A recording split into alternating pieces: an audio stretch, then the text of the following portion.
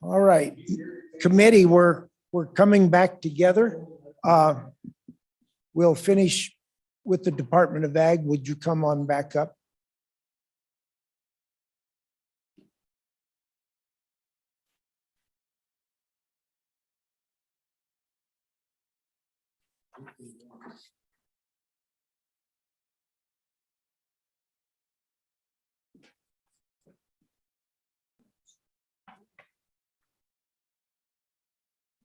Okay, committee, did you have questions? I guess one of the things that, if you could explain briefly how food freedom fits into the Ag Department's job in that and how it fits into food safety. Yes, Mr. Chairman. So the Food Freedom Act, as many of you are familiar with, developed over the course of about the past 5 years, and we've seen different changes to the nuance of the Food Freedom Act. Basically, there are sort of two parts of the Food Freedom Act that I would characterize in hopes of helping our discussion today.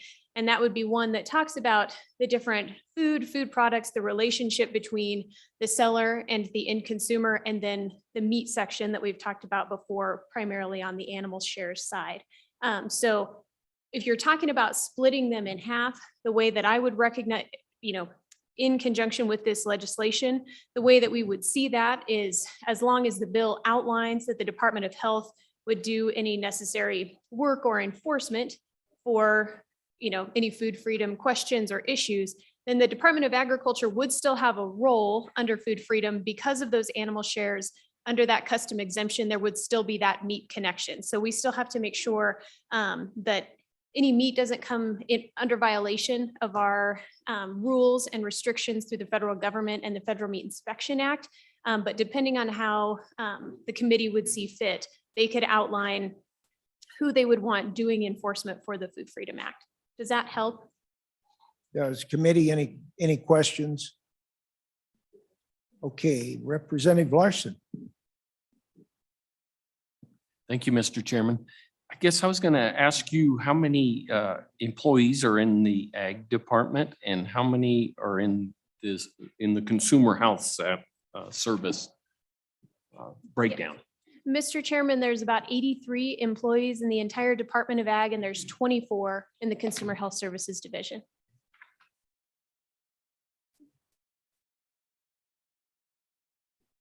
Committee, any further questions? Okay, well, thank you very much. Thank you, Mr. Chairman. And you'll be around for a little while? Okay, good. Next is Department of Health. Come on up, sir.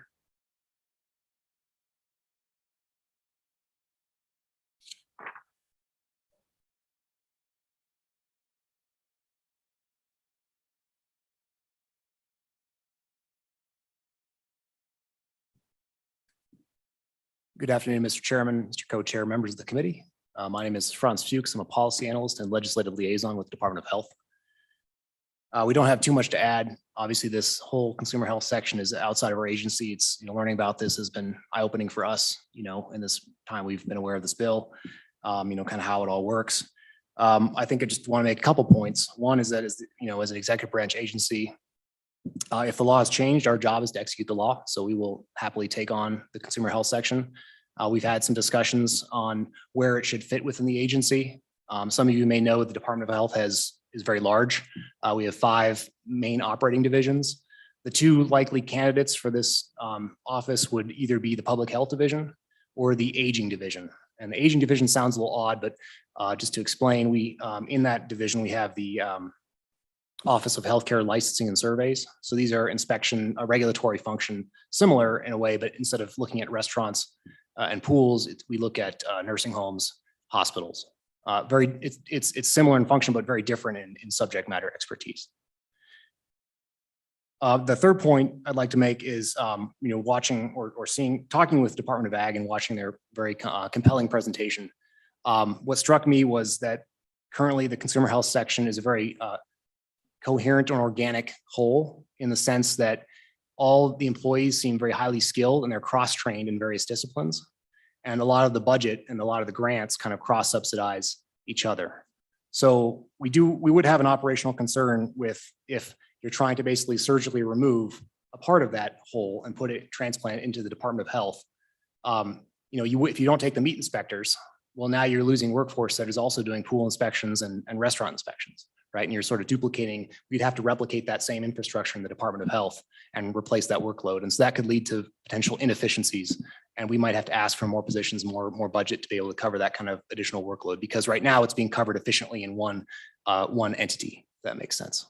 So with that, Mr. Chairman, I don't have any other further points, just happy to stand for any questions if I can field them. Okay, thank you. Questions, committee? Yeah, Senator Bouchard. Thank you, Mr. Chairman.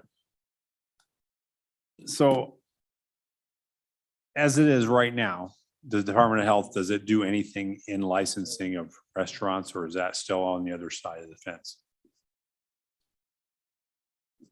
Mr. Chairman, Senator Bouchard, the Department of Health, the state Department of Health does not. There are county health departments that work with Department of Ag to do restaurant inspections, but the state health department, our role is really confined to mostly epidemiological investigations. So we'll work with Department of Ag if there's a foodborne illness outbreak to track down the source of the pathogen and so on, but it's not a regulatory function. Follow up? Thank you, Mr. Chair. So under the scope of this bill, how would that change things? And I want to go a couple of times here, Mr. Chairman. Go ahead. Mr. Chairman, Senator Bouchard, we've had some discussions in the Department of Health about that. There are concerns that putting the regulatory and sort of the investigatory sides of that public health in the same division could cause some issues. And that's kind of why we thought of maybe put it under the Healthcare Licensing and Survey Office and the Division of Aging. So there's potential ways we can kind of separate out those functions internally in the Department of Health, if that's a concern, and it's certainly a concern internally. And we're trying to figure out the best way, if this were to proceed, how to execute. Thank you, Senator. Mr. Chairman. So I'm concerned that the health department is even involved at all. Under COVID, there were licenses that were threatened because people didn't want to agree to for instance, the mask mandates. And so licenses were used as a way to force them. In other words, we're going to pull it out from underneath of you and put you out of business. And so that's one of my big concerns here, because it wasn't just on the restaurant side, it was on the bar side. I mean, they were going after liquor licenses as well, and that had nothing to do with this committee. But I'm certainly concerned. That's one of the bigger concerns that I even see on food freedom. I think that I think we've lost science. We were just pushing things from without law, and now we could put more control over restaurants out of take it from where it is now. And that's what a big concern. I don't want to take it away from one agency that didn't abuse our people and put it in another agency that could. So that's my concern. Don't know if there was a question in there, but you're welcome to respond if you'd like. Mr. Chairman, Senator Bouchard, all I can say is the Department of Health did not request or have any influence in this bill that you see right now. Any other questions? Okay, thank you. Any further public testimony? Do we have anyone online? Okay. Committee, what's your pleasure? Oh, we've got a question. I'm sorry. Mr. Chairman, I would like to make a motion to indefinitely table this working draft. Okay. Been moved and seconded to table indefinitely the bill. Do we do a roll on this? Don't have to. Okay. All those in favor say aye. Aye. Opposed? No. All right. I think that passes. So we'll set this aside. Thank you, LSO, for your work on it and for the departments. I appreciate the education we got on what the Department of Ag does. Yep. Mr. Yep. Chairman, thank you. I want to say the same thing. I appreciate the information they gave us. I think it's well worth the time we spent going through it, and we probably ought to hear this type of testimony more often. So we know what our agencies are actually doing, and thank you. Yeah. Yep. Senator Bonner. I just want to echo those comments. I know I learned a lot from the presentations here today and the efficiencies, and probably why, you know, that task force came up with the recommendations it did almost a quarter century ago. Things I'm still left thinking about as we continue to focus on supporting, especially increased processing capacity, is what we can do to, if, you know, for example, if there's not as much concern with a restaurant, do we have any way that we can free up those restaurant inspections to prioritize meat inspections if it's the same people doing it? Same thing, I guess you could say for the pool inspections. And that's set by statute. So that's something obviously we're not going to have time to deal with as a committee, but just the wheels that are turning in the back of my head as far as what we could do, I guess an individual legislator maybe could do to make sure we continue within the Department of Agriculture to prioritize supporting these meat processing plants. Seems like there's more and more every year, and making sure that we can, if there's a way we can do that without risking consumer safety, I think there's probably a way forward. Okay. Committee, so our next item, and I'm guessing most of the people here concerning the University of Wyoming are online. Am I correct? Mr. Chairman, we are an hour early, so I Oh, think dear. that perhaps they haven't arrived. All Because right. my understanding is that some will be online and some will be in person. Do we have any online at all that we could start? No? Mm,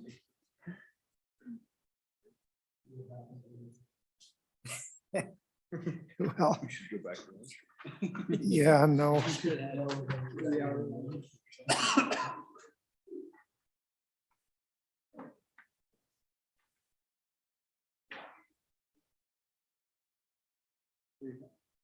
Yeah, no. I guess. Not, well, we have some tomorrow, but those people are aren't here. Director True is here, could speak of it would be an incomplete deal on the livestock infections, diseases on the tribe.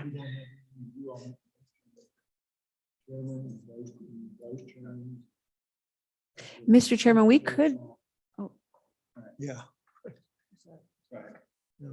So one question. Mr. Yeah. Chairman, we could try to see if we could reach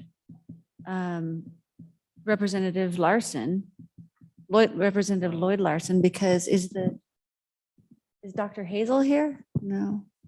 Wait. Okay. Mr. Chairman. Yes. So, yeah, the problem is we can't just, you know, magically get people to show up when Yeah. it's not scheduled, especially if we don't communicate with them ahead of time. So we did dispose of that other bill very quickly, obviously. So, I mean, that's what happened here. The one question I have, and I'm just looking at this list of folks who have registered to comment online. Looks like the Association of Sheriffs and Chief of Police want to talk about hemp. I don't know if staff knows what that's about, or if anybody, it's obviously has nothing to do with the agenda item, but that is just one question I had. And also just want to make the public aware that apparently there's an opportunity for public comment on that topic.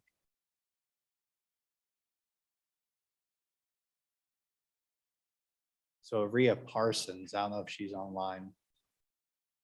And this is just a handout that staff gave Yeah. us with all the registered participants for the meeting that registered online. And of course, it has nothing to do with any of the agenda items, but it could be useful to fill time if they're having to be around, but it looks like they're not. Are they on? So, well, I mean, there's worse things to do than, you know, take a break and maybe come back, I don't know, maybe at 2:45, Mr. Chairman. And I know a lot of us probably have a lot of things we have to get ready for next week.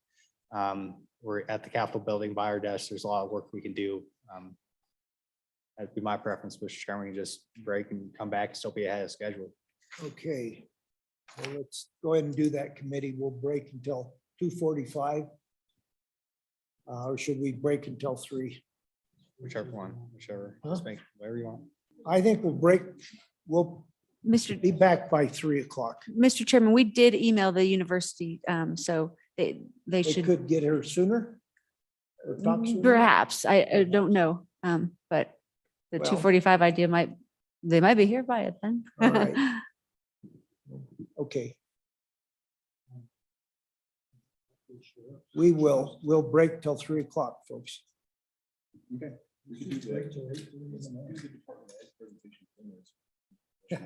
Yeah.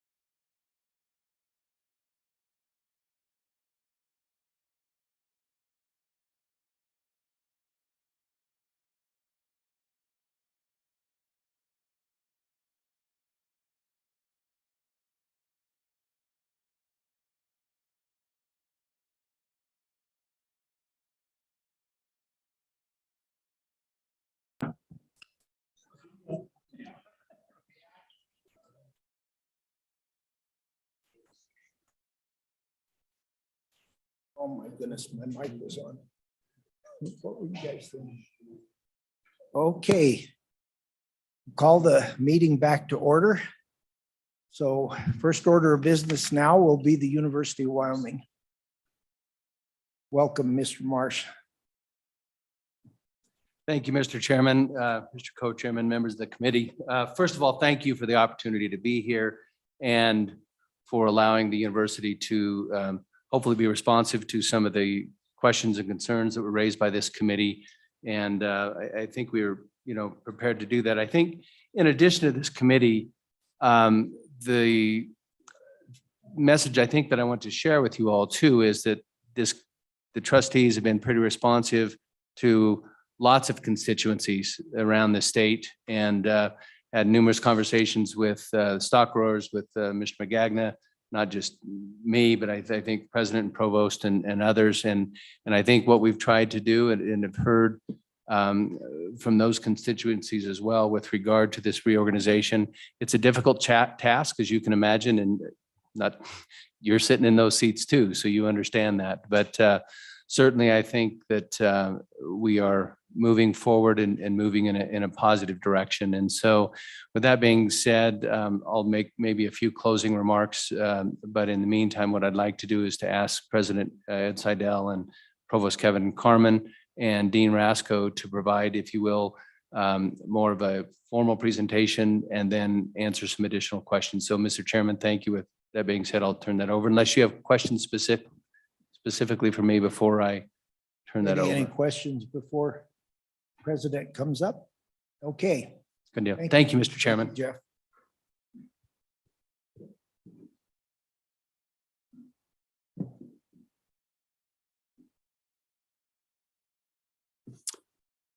Good afternoon, Mr. Chairman and Mr. Chairman, and thank you, Mr. Chairman, for introducing us. That is my chairman.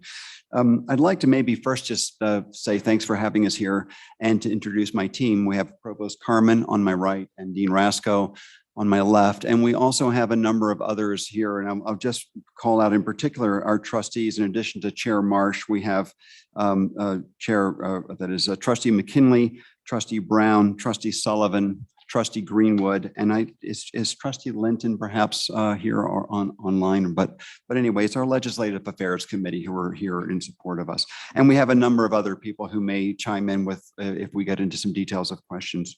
So the first thing I just want to say is we really appreciate the time here and also the concerns that were expressed. And also we've seen the letter that was addressed to the trustees that you have sent us about concerns that you have. So we're here to address them.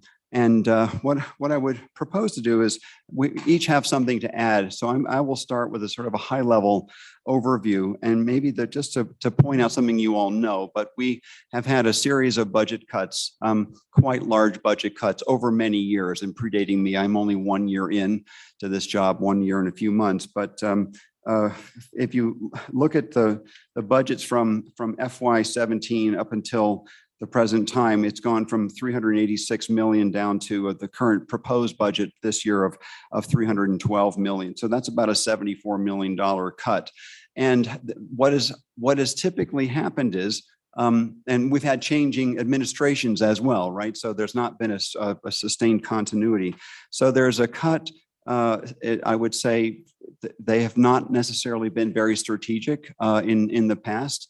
And then there's almost no time to address some cuts that were made in terms of rebalancing. There's been a new administration and so on. So we've just been in this situation. And I think it's just a fact of life that's where we are. So we are absolutely committed to addressing the situation that the university is in the most strategic possible way. Hence the proposals that we put together for the consideration by the board back in July, with which I think were certainly from our point of view, extremely strategic. There was about a year of input from faculty groups across the entire university and many different committees and so on. And we synthesized all of this and we had our proposal. But I would just say that the cuts have been large enough in fact, large enough that entire colleges, if you were to eliminate them, would not be enough to address the budget cut. So in fact, when I first came in, my first day of work was July 1st, and I was faced with a $42 million budget cut. And if you look at the numbers, I mean, entire colleges have budgets of, $10 million or sort of in that range. And so these are really, really difficult. So no college can be spared from the cuts. That's just the first point. The second point is this, that we have worked very hard to put particularly the land grant units in the university in as little harm as possible. And I'll get into a few numbers for you in a minute, but just not only that, but then trying to make strategic investments in some of the colleges. So for example, some of our proposals from July, which will come back with some refinements of those proposals at the November board meeting, included moving life sciences into the College of Agriculture. So we actually view that, I think, legitimately as an investment in the College of Agriculture, and likewise that the physical sciences into the College of Engineering. And I've just come from a College of Engineering, a very, very strong one at the University of Illinois, for example, where I was a physics professor, but I was in the College of Engineering, and that was a very, very strong impetus for the college to excel, let's say, and that's a common practice around the country, actually. So we've made such proposals. Now, I don't want to get into, we have prepared a letter that has to our board chair that has a number of statistics about different budget situations. I will just give you a few of the numbers. I'm happy to get into more of them, but these are numbers that we've worked very hard on together, from the academic affairs with our budget office and with the College of Agriculture and the president's office. And we are all in agreement on these numbers. So if you look at the academic years, 2015-16, starting with that year, to 2021, so that's about a 6-year time period, that the overall instructional faculty in the College of Agriculture have declined by about 9%. Now, we don't like that, but that's the number that we have. In comparison with other colleges, it can be worse. Health sciences have seen a 23% decline. Education has seen a 19% decline. Law has seen a 14% decline. So those are all larger numbers than the College of Agriculture. So that's just the reality of the budget cuts that we've been faced with. So to look at another one, if you look at all academic personnel, including staff members, research scientists, and so on, the College of Agriculture over the same time period has faced a 14% decline. So it's a larger number. That, again, compared to these other colleges is not as bad. So law has a 28% decline, education a 25% decline, arts and sciences 17%. So the overall message is that, I think, contrary to what may be felt by some, the numbers show that every college has been hit by budget reductions, but the College of Agriculture has not been hit harder than some. Now, in the last 2 years, since not only I've come in, but in my predecessor immediately before me was, I'm sorry, go ahead. Yes. Mr. President, we gotta have a question here. Yes. Yeah, and I appreciate the updated numbers that go all the way up until the 2020 school year. And there was a reference to different numbers, and just so we're clear, the numbers we used in the letter to the Board of Trustees was provided to us by the University of Wyoming in June of 2019. And so the intent of the letter was to demonstrate the severity of the initial cuts, back in that, from that 15, 16, that initial cut we had when we first started having trouble in our economy. And so we recognize that since then, and frankly, since this committee's involvement, and the College of Agriculture has improved greatly, and I want to commend you for that. I just want to also explain why there's differences in those numbers, and certainly understand that, it's important to understand where we've been, but also understand, more importantly, we're talking about where we're going. But so just want to make sure there's clarity. That's the information that was provided to us by the University of Wyoming. And at that time, I did express a little bit of frustration. What I was hoping for is just a little bit of, comparing one college to the next in terms of just the percent reduction of their overall budget. And the university at that time could not provide even that basic information to us, except it took months and months of calculation and bean counting, I'm sure. So that in itself was a huge red flag to me, at least, if you have no means to assess the consequences of your decisions and the way the university went about those budget cuts, obviously before all of your times here.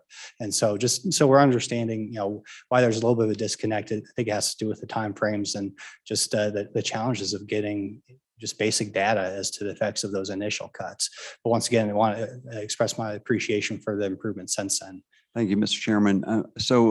And we, as I think you know, we spent a lot of time, in fact, before I arrived and also the provost, in implementing a new data system at the university. So we're able to now tell much clearer and much more quickly to understand the data of the situation. So, well, anyway, I didn't want to focus as much as probably I did on the numbers, but from our point of view, we would also like to talk about the future and not so much on the past. But so for the last couple of years then, since both with President Theobald and with myself at the helm, we are working very hard to make sure that the College of Agriculture in particular is as strong as possible.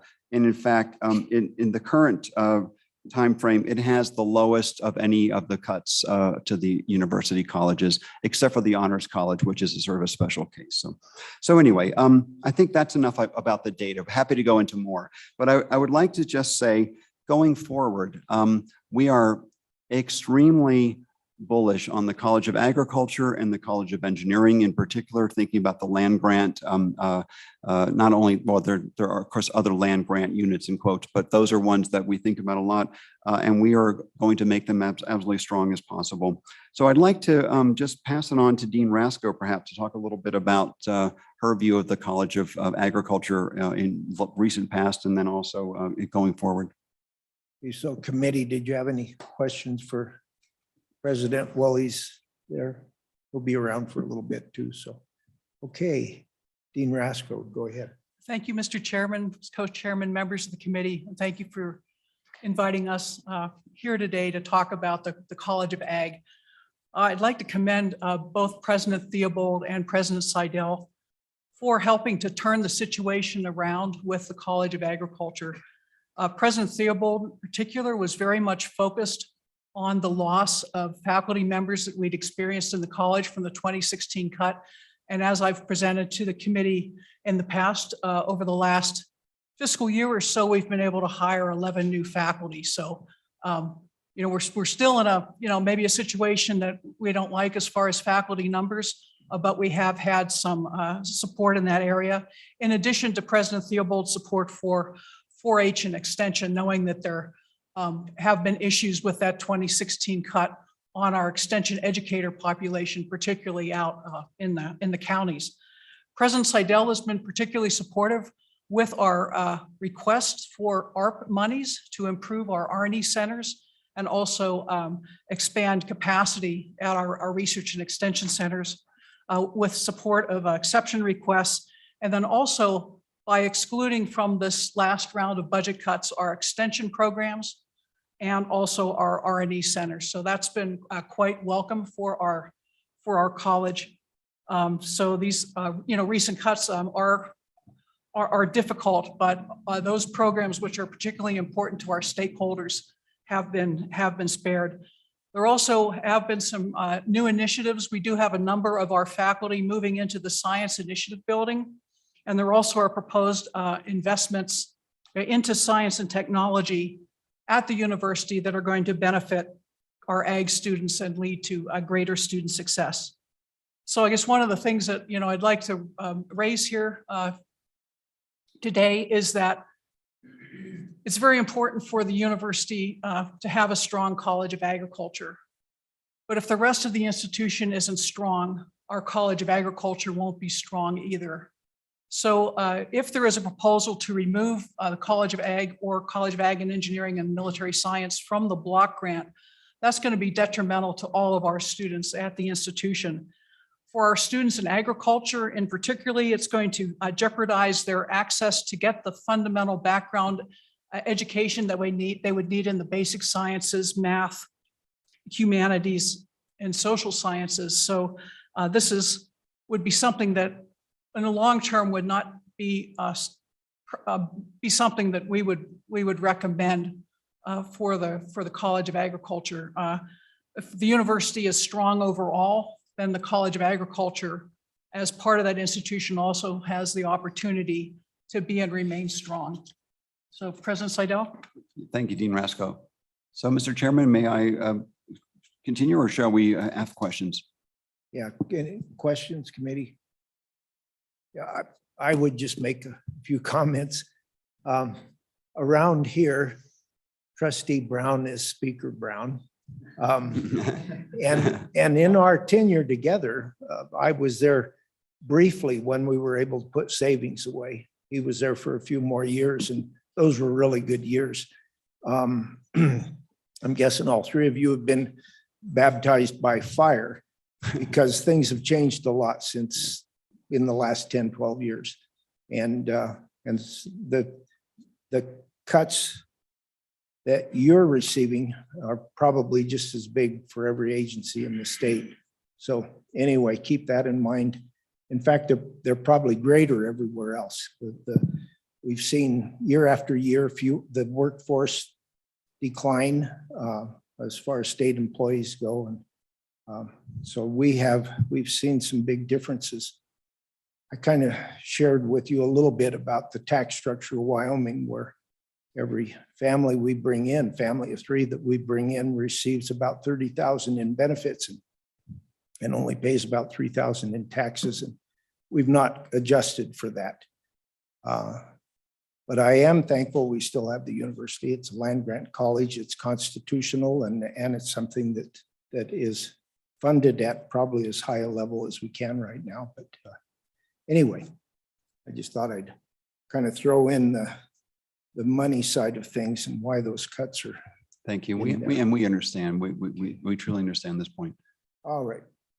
All right, I will keep going then. So I would just echo what you heard from Dean Rasko about the block grant. We do feel quite strongly about this. We feel we need the flexibility to be able to, for example, move units from the life sciences into the College of Agriculture, or to have the flexibility to grow the College of Engineering. And we want to make sure that we're as nimble as possible in being able to make sure we adjust, because times change rapidly in academia these days. And so we have to make sure we're able to keep up with that. So if it's all right, I'd like to hand it over to Provost Carmen to talk a little bit about, from the point of view of academic affairs, our plans for the future. Thank you, President Seidel. Thank you, Mr. Chairman. I just thought I wanted to give you a brief update of where we stand with the proposed reorganizations, and there have been some substantial modifications over time. Again, just as a brief recap, we presented these proposals to the Board of Trustees on July 14th, and they've been out for public comment. We've received a lot of input from internal and external stakeholders. Certainly your input has been important. We have released revisions to revised our proposals, and that are now under review within the university, but are certainly public documents on our website if you'd like to review them. And then we plan to submit our final recommendations to the Board of Trustees on or about November 1st. And then they will take action at their board meeting on November 19th. So that's just a recap of where we are with the timeline. An important change that we've made that I know is of significant interest to you relates to the Ag Econ program. And so we have made the determination not to proceed with the recommended consolidation of Ag Econ and the economics department in the College of Business.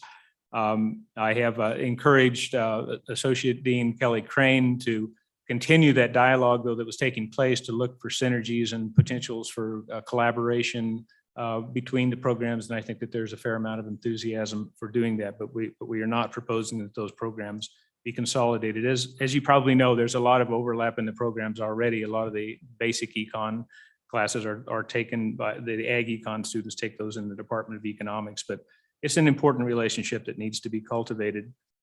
You've heard from President Seidel that we are continuing with our proposal to move the life sciences. That would be, it's a little, the jargon can be a little confusing. We have a Department of Zoology and Physiology, a Department of Botany, and then a life sciences program. And that life sciences program is where the freshman biology classes and genetics and those sorts of classes are taught. And that applies to students that are in ag or in the College of Arts and Sciences. So we're proposing that those programs move into the College of Agriculture and be restructured into a large department with probably 3 divisions within that department. And we're still under discussions of the details of how that will be structured. But certainly we'll be preserving, enhancing the components that are critical to the College of Agriculture. So that's moving forward. Another component that is under discussion, and I understand you might have had some discussion about this earlier today, but relates to the family and consumer health science, family and consumer sciences. And in that department, there are, we had originally proposed moving nutrition to the College of Health Sciences and joining that with kinesiology and health. We're continuing to recommend that. There's still some difference of opinion among stakeholders, but a lot of enthusiasm in the College of Health Sciences. I want to emphasize and have talked with Kelly and other stakeholders, as well as Dean Rasco, that we are absolutely committed to maintaining the extension component and the outreach component of those nutrition programs across the state. The Sensible program, it's an educational program for SNAP. I just want to assure you that that is an absolute commitment on my part, that we will maintain those relationships. And again, it's quite common at land-grant universities to have specialists and professionals that are affiliated with a variety of departments across campus. And at the risk of getting up on a soapbox, I want to say that the land-grant mission of the university means that the entire resources of the university need to come to bear to address the needs of the state. And ag and extension are critical components of that, but we really need to make sure that every aspect of our university is being brought forward to address the needs of the state. So I mentioned health sciences. We had also proposed moving early childhood care, the Early Childhood Education Center, to the College of Education. We are now also proposing that the Human Development and Family Sciences program move with that ECEC program. That's a very natural alignment at universities across the country where these programs are situated in the College of Education, and they complement each other.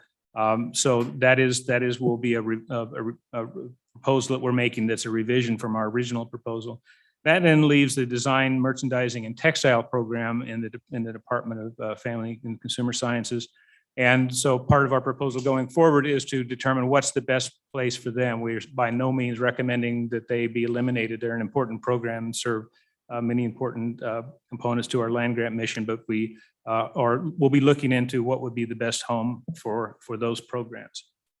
The other component that I think is particularly relevant to this group, again, knowing how important engineering is to the land-grant mission, that we are continuing with our proposal to establish a College of Engineering and Physical Sciences, which would mean moving chemistry, geology, physics, and the mathematics and statistics departments into the College of Engineering. We had proposed some consolidations of departments, and we're proceeding with some, but not all of those. For example, the chemistry and chemical engineering program, we've decided, based on external stakeholder input, as well as our review 213 review committee recommendations, that really isn't in the best interest of the university to have them be in one department. So they will both be in the college, but continue to be in separate departments. And similarly, we're not recommending merging the petroleum engineering and geology and geophysics program, both still very strong programs that have strong national reputations, but we feel like it's in the best interest of the state and the university to keep those as separate departments in the college. We are proposing combining the computer science and electrical and computing engineering into one department, and actually it's a great deal of enthusiasm among those between those two departments to proceed with that. And then finally, would mention that the proposed merger of the Department of Physics and Astronomy with the Atmospheric Science program, which currently resides in the college. A great deal of enthusiasm and support for that. That's really almost a natural marriage, because Atmospheric Sciences is only a graduate program, and they actually see a lot of overlap in the things that they teach. They also see an opportunity for a pipeline of students from the physics program into the Atmospheric Sciences program. So that's where we are with the proposed reorganizations. And switching gears slightly, I wanted to mention we had I lose track of my weeks and days sometimes, but fairly recently we had an informal meeting with the Joint Appropriations Committee, in Laramie. And we had a very good discussion. In that discussion, Senator Hicks asked me if I would, as we were talking about this, the block grant proposal. And there was a question about what is best practices among land grants in terms of how budgets or state allocations are made to land grant universities. And particularly the question that I focused on was is it a best practice for colleges of agriculture to have a designated appropriation, colleges of engineering to have a designated appropriation? And I went a bit further because many land grant universities I know have designated appropriations for the cooperative extension program and ag experiment station programs. And I'd be happy to share with you, I'm compiling this information. I have data now from, of course, University of Wyoming, University of Nevada, Reno, New Mexico State, Arizona, Oklahoma State, North Dakota State, Idaho, Oregon State, Utah State, South Dakota State, Washington State, Kansas State, Colorado State, and I'm just got an email from the provost at Nebraska, but I don't have the final information from him. But I can tell you that in none of those institutions is there a separate appropriation for the College of Agriculture or the College of Engineering. There are two other institutions, Oregon State and Kansas State, that have something akin to our Tier 1 engineering that helps enhance engineering programs, but it's a subsidy and it isn't the basic funding for the College of Engineering. About half of the universities, on the other hand, and again, I'd be happy to share this information with you, do have designated funding for their cooperative extension programs or their ag experiment stations. So that's a fairly common practice, and I know that was the case at my previous two institutions. So I just offer this for your information, and I haven't, but still gathering a couple more. I'm waiting to hear from Montana State, and then I think I'll have a pretty good compilation of information, but happy to share what I have with you. Thank you. So we got a question down here, Representative Larson. Go ahead. Mr. Chairman, thank you. Can we get a hard copy of all the program changes? Because I can't write fast enough and I can't remember up here, but it would be good to know. So we can tell our constituents. I don't know if we have a photo. I didn't bring copies of this, but I do have, if we could make a photocopy. I've got some of my scribblings on here, but Thank you, Mr. Chairman. Go ahead. And to be, that document is publicly available on your website. Is that, as far as your updates, what? I'm sorry, say that again. That specific plan, think about the spreadsheet that summarizes the different moves, and I think you call it something 2-13 or something like that. That's online. It is online. It is available online, and that's exactly what I provided a hard copy of there. Yeah. I will add one detail that actually hasn't been updated on that document that I should have mentioned, that the life sciences reorganization in the College of Agriculture that we've discussed. And looking at this more closely, we feel like that may be a big enough lift that it might be a bit of a stretch to have all the details sorted out by July 1. And so what we're proposing now would be to actually move those departments to the College of Agriculture for July 1, and then take the following year to think carefully about what the best structure is for reorganizing those into a single department or school of some type. With new emphases. So we're not going to rush that, and we want to, and certainly your input would be valuable.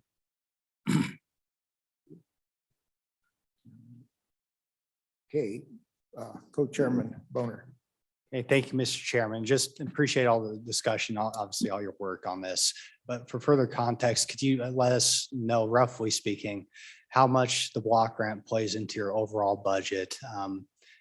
Obviously we understand we heard about 2 years ago is roughly 40%. I just wondering if that's the same, because obviously you have research grants, you have tuition and fees and so on. Just wondering if you can give us some additional context as to how big a portion of your budget that block grant is. So, yeah, thanks for the question. And so I would like to ask Alex Keene to come to get the actual latest numbers, but while he's getting his, digging that out of his head, I will tell you, it is too high. It is too high. One of my top priorities is to position the university so we can diversify revenue streams. And one of the main reasons for making these changes in terms of organization is so that we will be able to derive more revenue streams from the National Science Foundation, the Department of Energy, the USDA, and the federal agencies that supply funds for research. Many of them are slated to receive much larger budgets going forward. That the federal level, both the House and the Senate have passed separate bills to double the funding of the National Science Foundation, also the Department of Energy's Office of Science, also to add money to the Department of Commerce to support entrepreneurship and so on. So we are trying to make sure that we are in a better position to bring in additional revenue streams. And this helps us in many ways. It would grow our overall revenue. It would supplement what we get from the state, which will always be important, but we recognize that the state can't provide everything. And it will enhance our ability also to start new companies, to carry out innovation. So some of the discussion we had before the session began, we want to grow the economy of the state and also the future workforce. And that's where we're making our investments in order to better support that. If we support entrepreneurship, and we work with the community colleges as we have with the Wyoming Innovation Partnership, the WIP initiative. And in fact, I spent the entire morning with the Community College Commission and some of the presidents with the Educational Attainment Council, talking about how we will support the growth of the economy through collaborative work. And so we're making these changes to better support that so that our overall revenue goes up from different streams and then the fraction of state funding goes down. So anyway, by now, maybe Alex has that number.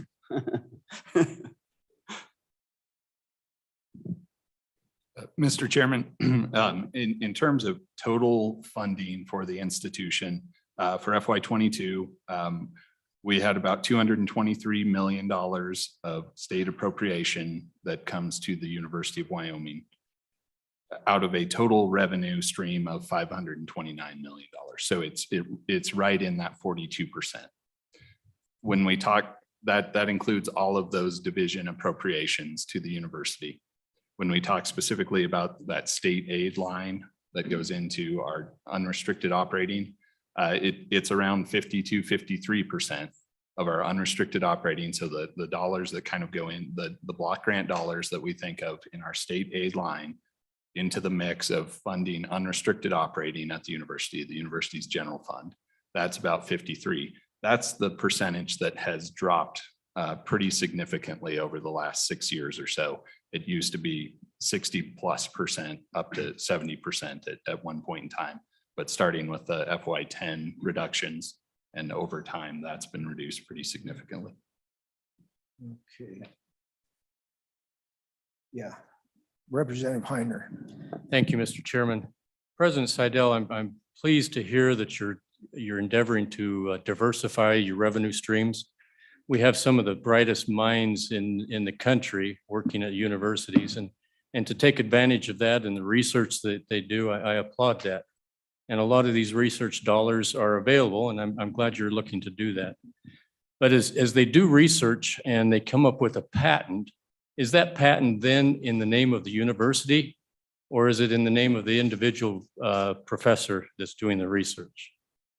So yeah, thanks for this question. And in fact, I'd be happy to talk a lot more about this, but just specifically to that question, the university generally owns the intellectual property. A patent would be carried out. It depends. Students tend to own their own intellectual property, so they would be able to have work that's done separate from the university.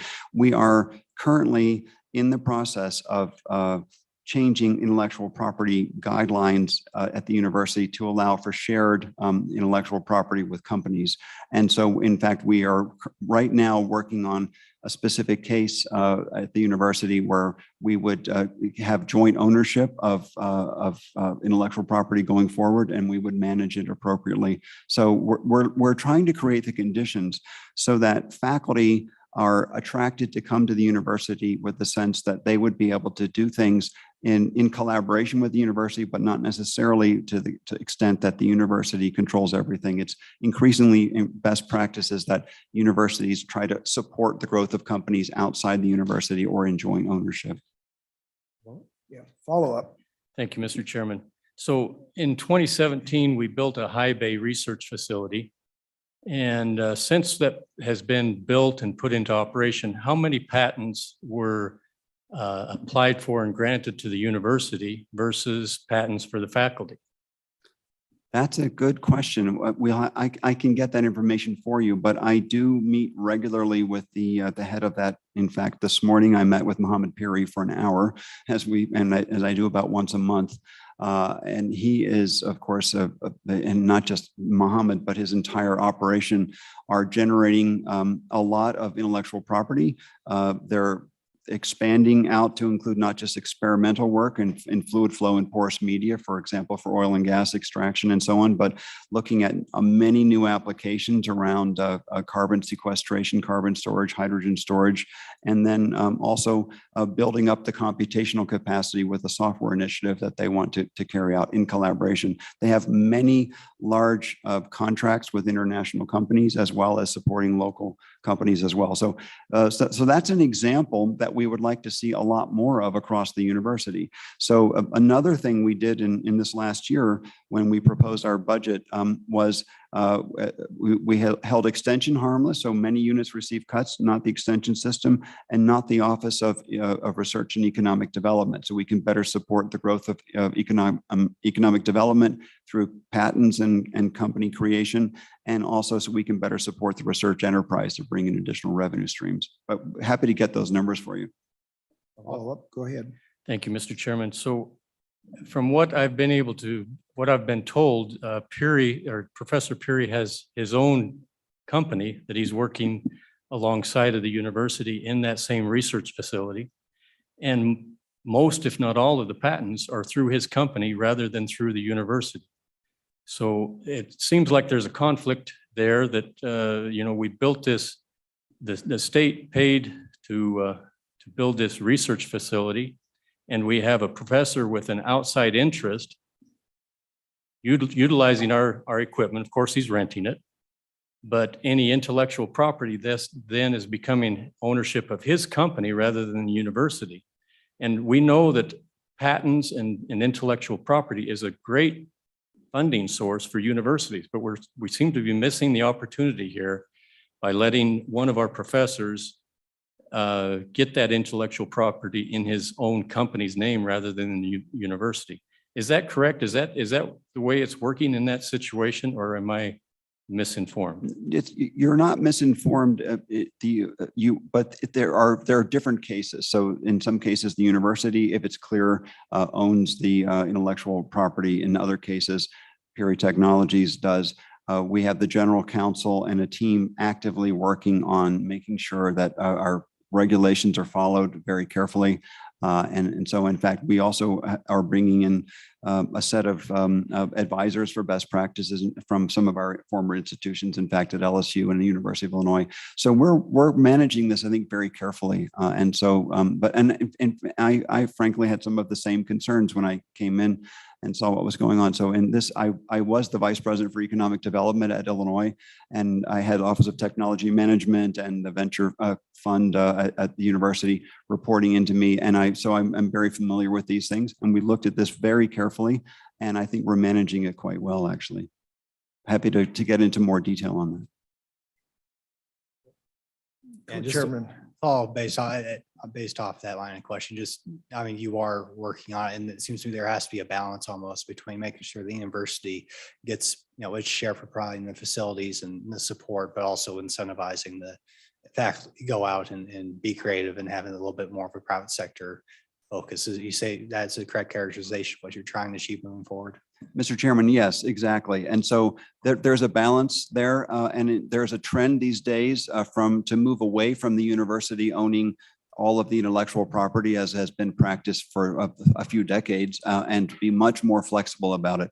Carnegie Mellon in particular, which I'm very familiar with, having just visited with them, I'm a good friend of the president there, has a case where they will quite frequently take 5% of a company and then say, go in peace and hope you do well. And we want that 5%. We want it to do well. Yeah, Senator Bouchard. Thank you, Mr. Chairman.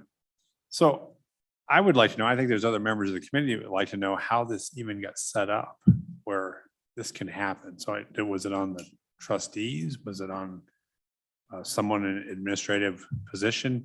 Can you get that to us to find out? I want to know how this even happened in the first place, where we have intellectual property that should belong to the college is being, is out there on the free market where somebody else has it instead of, because there is a lot of money that was invested by the state. I'm, yeah, happy to take that question, Senator Bouchard. I'll ask Trustee McKinley to add something to this, but we do have regulation committees with the trustees that guard all that oversee all of the policies around exactly what you're talking about. And so, in fact, this has very recently been looked at by one of our committees with the board. And so I can pass it on to Trustee McKinley.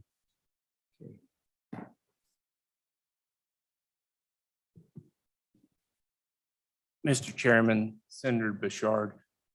I think we're getting a little bit off track here, but I'm going to go back and do a little history on this. So from the time the high bay facility was constructed, a major portion of that is for Dr. Peary's research that is done for the University of Wyoming.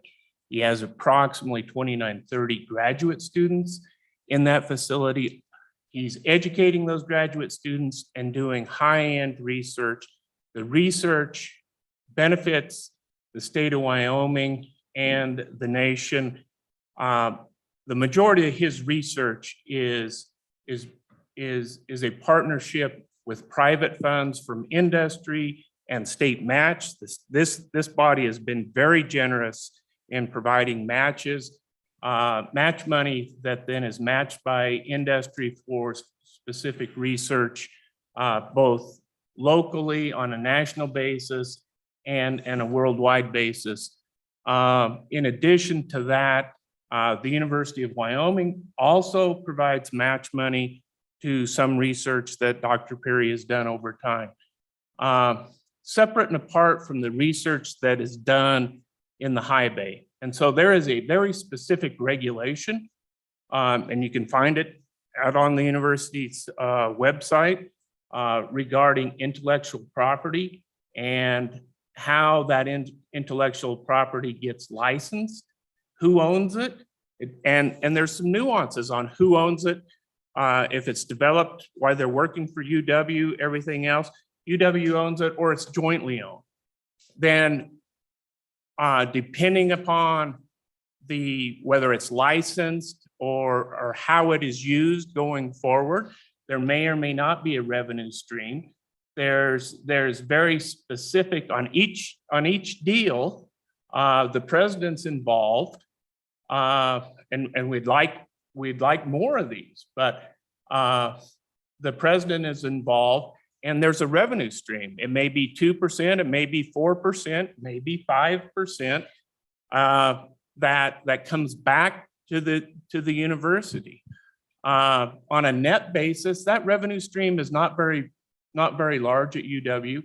It's not like in Florida where you have Gatorade and it was a huge windfall, or in Illinois where President Seidel used to be. Over time, it might be, but it is something that is managed very carefully. We recently went through a process to revise the regulation on intellectual property.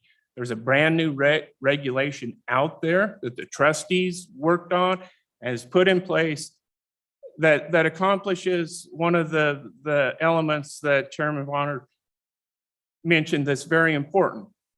This is a highly competitive area. These top research faculty members can go about anywhere. They're not indentured servants at UW. And so there's this fine balance on how you incentivize the research, and at the same time, it benefits UW, the state, and industry. And it's a very delicate balance that goes on. We've provided that information in the past as to the revenue stream generated by patents. And we can do that again if that's something that this committee would like. But it's not a big number. It's less than 7 figures. It's small as to the revenue stream from the patents and the actual research. Now, Dr. Peary getting back to the specific question, Dr. Perry does have his own business that's operated separately than the high bay facility, separately from his faculty duties. That's not uncommon.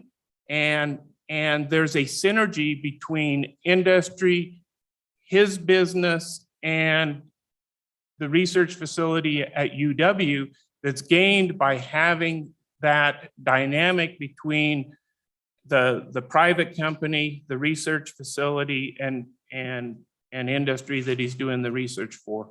So in a nutshell, that's how all those pieces go together. Happy to provide very specific detail if Mr. Chairman or co-chairs, if you would like it. Yeah, we would appreciate whatever information. Some of this is news to some of us. Anyway, yes, Senator Bouchard. Thank you, Mr. Chairman. As a follow-up, just specifically, I mean, what I'm hearing is he has a business. So obviously he makes money in that business. He's getting salary from the college. And he's retaining intellectual rights. I would like to see that in dollar signs. I want to know what that means, because you're telling me you have regulations, but I mean, it sounds to me like we may need to make some regulations on our end. I mean, remember, we're in the hot seat too, because we have to answer to the taxpayers.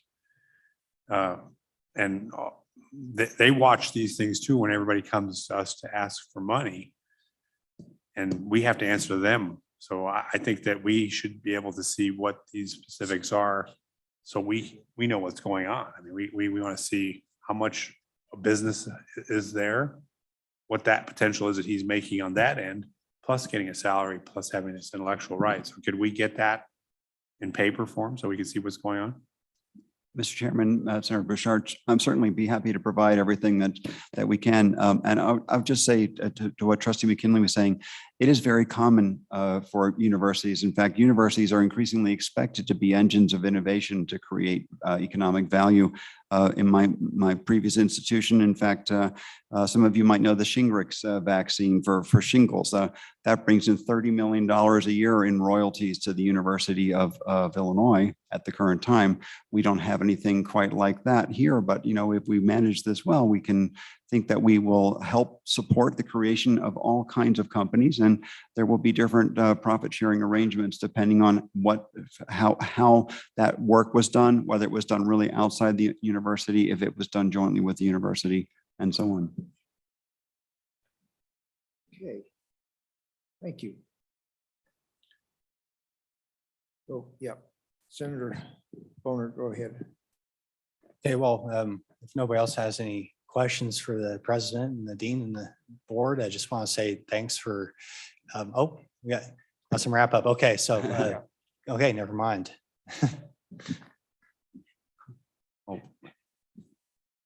Oh, we've got a question down here. Representative Winter. Yes, thank you, Mr. Chairman. President Seidel, do you have a set schedule for audits for the university at all, or is that when are audits conducted? And maybe did you have an audit conducted prior to your coming to your job? Thanks, Representative Winter and Mr. Chair. Yes, I don't know the schedule actually, but I've just recently received the reports of an audit of my office in particular that looked at everything from our financials to process around the president's office. And so we do have a regular process for auditing across the university, but I maybe since I'm too new here to know the exact schedule for this, I don't know, but I know I personally experienced it in the last year. Yeah, I think, and I had another question for Alex. So if you could come up, he's probably got that answer on the audits. So I'm trying to reconcile some figures. When you first started out, you talked of a $386 million budget, which I knew it was more than that, dropping to a $312 million budget. And then the next figures that Alex comes up with are 223 million in the block grant, and then a total of 529 million. So they don't all add up. And I'm curious, so that we have some idea what the budget does look like. Those are, help us out, Alex. Sure. Mr. Chairman, so we're kind of talking about multiple things here.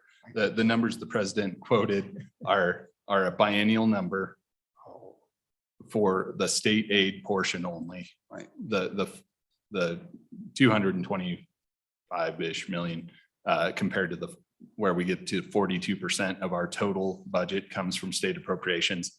That's each of those divisions coming into the university's budget. So we have medical education, we have the WWAMI program, we have YDent program, we have SER, we have tier 1 engineering. We have those separate division lines coming into the university's budget. On top of that, we also have major maintenance, which is generally a fairly large amount of money that's coming in that comes through the budget bill, but it's not a direct appropriation in the agency 067 budget. So I'm happy to provide just a table if that would be helpful to show you each of those numbers, but we're really talking about biennial numbers compared to an annual number. Yeah. And different line items being counted. To the question on the audit, we do an annual financial audit, and those are posted. We do them basically starting right after the end of our fiscal year. So our fiscal year ends June 30. They generally wrap up right about now, and we report them out in November. Yes, follow up, Representative Winter. Yes, thank you, Mr. Chairman. The reason I asked that was it just seems to me that an audit is really advantageous for any organization. And I've had several myself, and it really helps me. I appreciate them a lot. So that's the reason I asked that question. Thank you. Mr. Chairman, can I provide some additional, I Yes, think, go flavor ahead. with regard to your audit, Trustee if I Marsh. may, Representative Winters? Thank you, Mr. Chairman. I chaired our Fiscal and Legal Affairs Committee for several years prior to kind of moving up, with the various roles as a trustee. And in that, to Alex's point, we do have an annual audit that's provided. We do a main audit. We also do an audit specifically with research. And then there's a couple off that we do for NCAA and some others. Those are done on an annual basis. I think more importantly, too, we also do a change of management audit. So when we have a new president, a new dean, a new vice president that comes into an office, what we do is we do a change of management audit at that time. So we can do exactly what you're suggesting. And that is to say, okay, hey, did we miss something here? We're doing something that needs to be done. The other thing that we did probably now about 4 years ago, we submitted requested RFPs for an audit firm for that to be conducted. And there was a change that took place, really kind of difficult, but part of that was having a separate set of eyes, I think was helpful in that regard too, having a different audit firm to be able to do that. So certainly aware of that, and those are available. We can get that to you on a flash drive. Is probably the easiest place to do that, but if you want, but that is public information. Happy to provide that, sir. So thank you for the question, Mr. Chairman. Okay. Thank you. Yeah, Representative Larson. Mr. Chairman, thank you. I guess I have a question on the computer system for your budgets and such. We had quite a bit of money that went toward that. Is it all? It's all up to date and working. And a couple of years ago, that was a big discussion. It is a boon to the university's ability to understand many aspects of the budget. We're still in process. I mean, it's implemented, but then there are different things that need to happen. So for example, the Office of Research and Economic Development is currently working very closely with Alex's team on making sure that we're able to take the best advantage of that. Maybe Alex, you might want to add to that.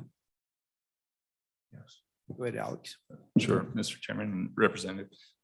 So the cloud systems that were implemented over the, I believe, starting in about 2017, they are all fully online right now. And there are financial management system, our HCM system, and our budgeting system. Those systems then do have some level of integration with other systems on campus, but what I think you primarily heard about was our financial management system, and that is up and going, and we take quarterly improvements to that as Oracle comes out with new updates to the system. So it's updated very frequently. Any other questions, committee? So one of the things that would be helpful for us is a general table of your income, where it comes from. Because even when I put the biennial part together, I just don't come up with the same figures. So I'm missing something in it. And I don't want to take the public's time any further to discuss that, but a table would be helpful for our committee to understand what your finances are. Go ahead. Thank you, Mr. Trustee Chairman, Marsh. and members of the committee. Again, I just wanted to make a brief closing couple of statements.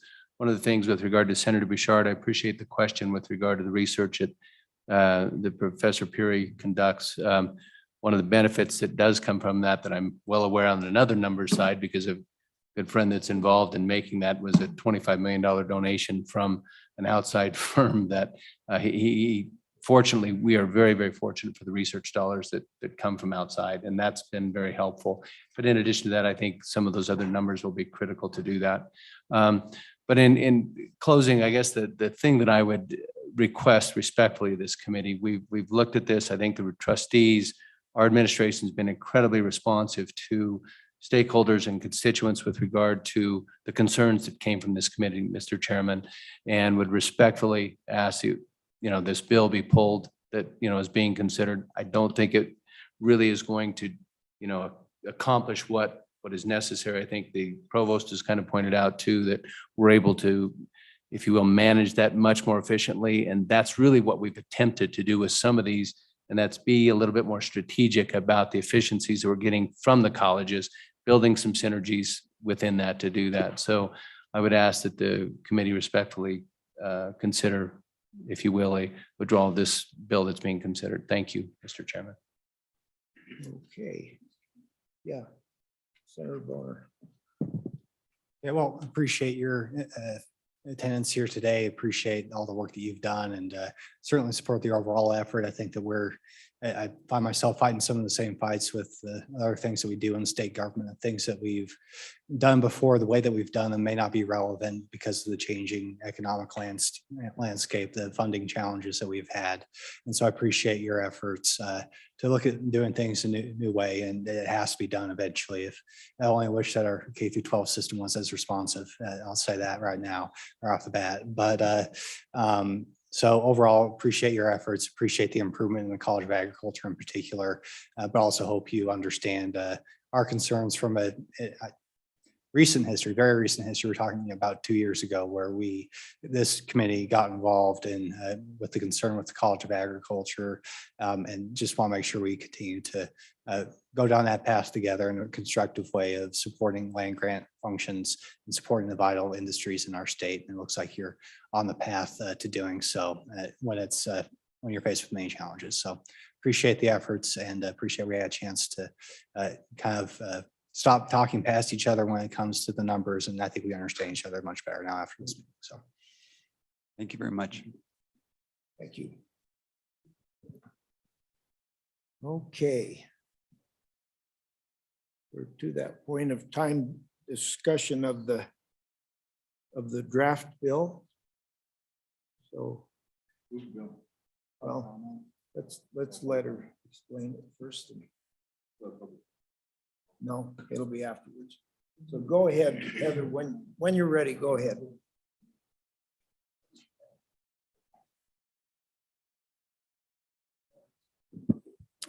Mr. Chairman, committee, I'm about to walk through or to talk you through Bill Draft 22 LSO-0185, Working Draft 0.5.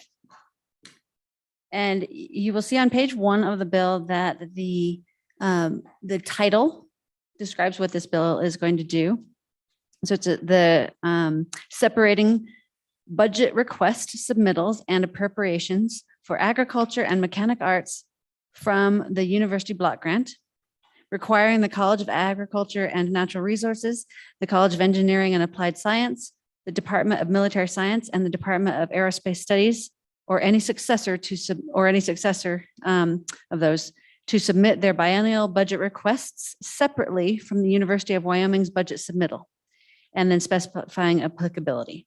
So we will describe how that is done, beginning on page 2.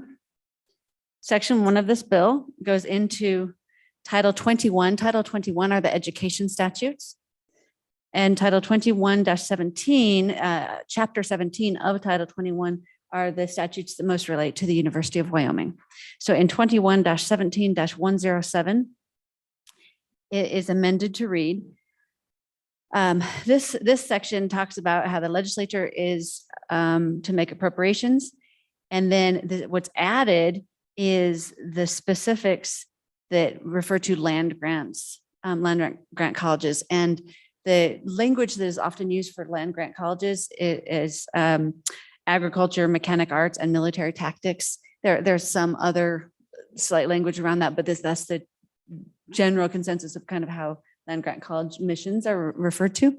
So that what is added, and starting on page 2, line 15, is the specification that appropriations for the benefit of land grant university missions in agriculture, mechanic arts, and military tactics shall be separate from any other appropriations for the support and maintenance of the University of Wyoming.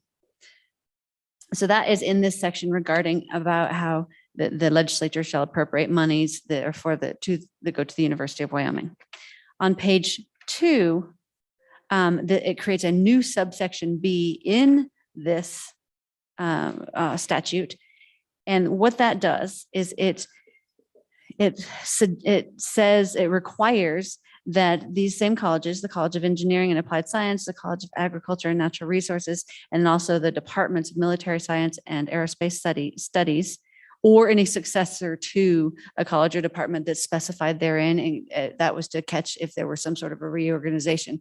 The idea was to try to catch those functions, even if they're put in different names, different colleges. So any successor shall develop and submit a separate and distinct budget request for its college or department for review in accordance with, and there's 2 statutes listed there that are in Title 9, and those are the submittals for the way that budget submittals happen. And that's on line 11. And then the Constitution requires, states that it is the Board of Trustees that governs the university. So just to make sure that there's the correct, division of powers and such, on line 11, it begins that the University Board of Trustees shall review, approve, and submit the separately developed budget requests to the governor and the legislature for the College of Agriculture and Natural Resources, the College of Engineering and Applied Science, and the Department of Military Science, and the Department of Aerospace Studies, or one of their successors, or any of their successors, not just one of their successors. And so that what this indicates is that, so the first one is that that subsection A that was created on the previous page, and then this subsection B, what those do is have the separate appropriation and the separate budget request submittals. And then the staff comment that's on the bottom of page 3 just describes what I was saying about how the Article 7, Section 17, government of the university is through the Board of Trustees. And then Section 2, which is on page 4, it provides that the provisions of this act shall apply to all budget requests of the University of Wyoming and the College of Agriculture and Natural Resources, the College of Engineering and Applied Science, the Department of Military Science, and the Department of Aerospace Studies, or their successor colleges or departments that are prepared or submitted on or after this next July 1st, 2022, which is for the 2023, 2024 biennium. Okay. Any questions about the bill draft? Or okay, thank you, Heather.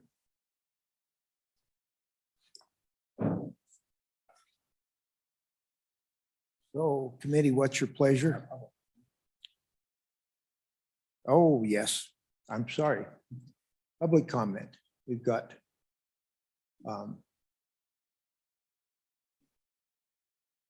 okay, let's go with that first. I think we might have others in the audience. Go ahead.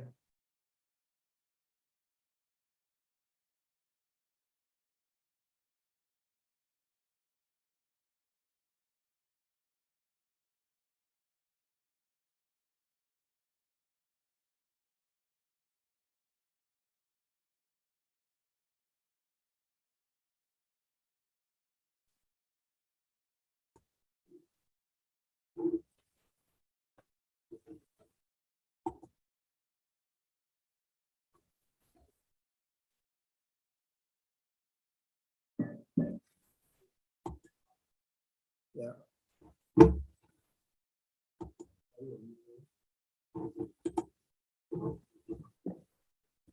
Gary White is your speaker on. Yeah. Yes, can you hear me? Yeah, we can. Go ahead, Mr. White, when you're ready. Thank you very much. I'm in Dan Larson's district, and we spoke about telling a seed production story here in the Bighorn Basin about how critical it is to have the university keep its land grant functions in seed production agriculture. 2017, we planted a substantial acreage of smooth brome for seed production here in the North Bighorn Basin. We had good crops in the following year. The year after that, our seed yields were a third of what they should have been, and complete crop failures 2 years ago. With the help of Scott Shell, entomologist with the university, we were able to identify the pest, and through diligent work last year, sweeping the seed fields, we were able to get our crop yields back to full production from complete crop failures the year before. So I wanted to emphasize to the legislature how important it is to keep the land grant functions in agriculture, in outreach, and particularly in entomology, because all seed crops depend on pest control, and a good number of the seed crops in the Bighorn Basin are insect pollinated. And wanted to stress how important it is that these land grant functions remain in place and be supportive of our seed production agriculture here in the state of Wyoming. Thank you very much. Questions for Mr. White? Yes, go ahead, Representative Larson. Mr. Chairman, I don't know if I have a question, but I do appreciate getting testimony for my area. This was a discussion we'd had with Mr. White, or I'd had, and what he said is it's vital to our area. And we appreciate the college for university for what they do, but it's just an example of what happens out there in the real world. And I think the grass seed up there in my area is going to benefit greatly from it. So thank you, and thank you, Mr. White. Thank you very much.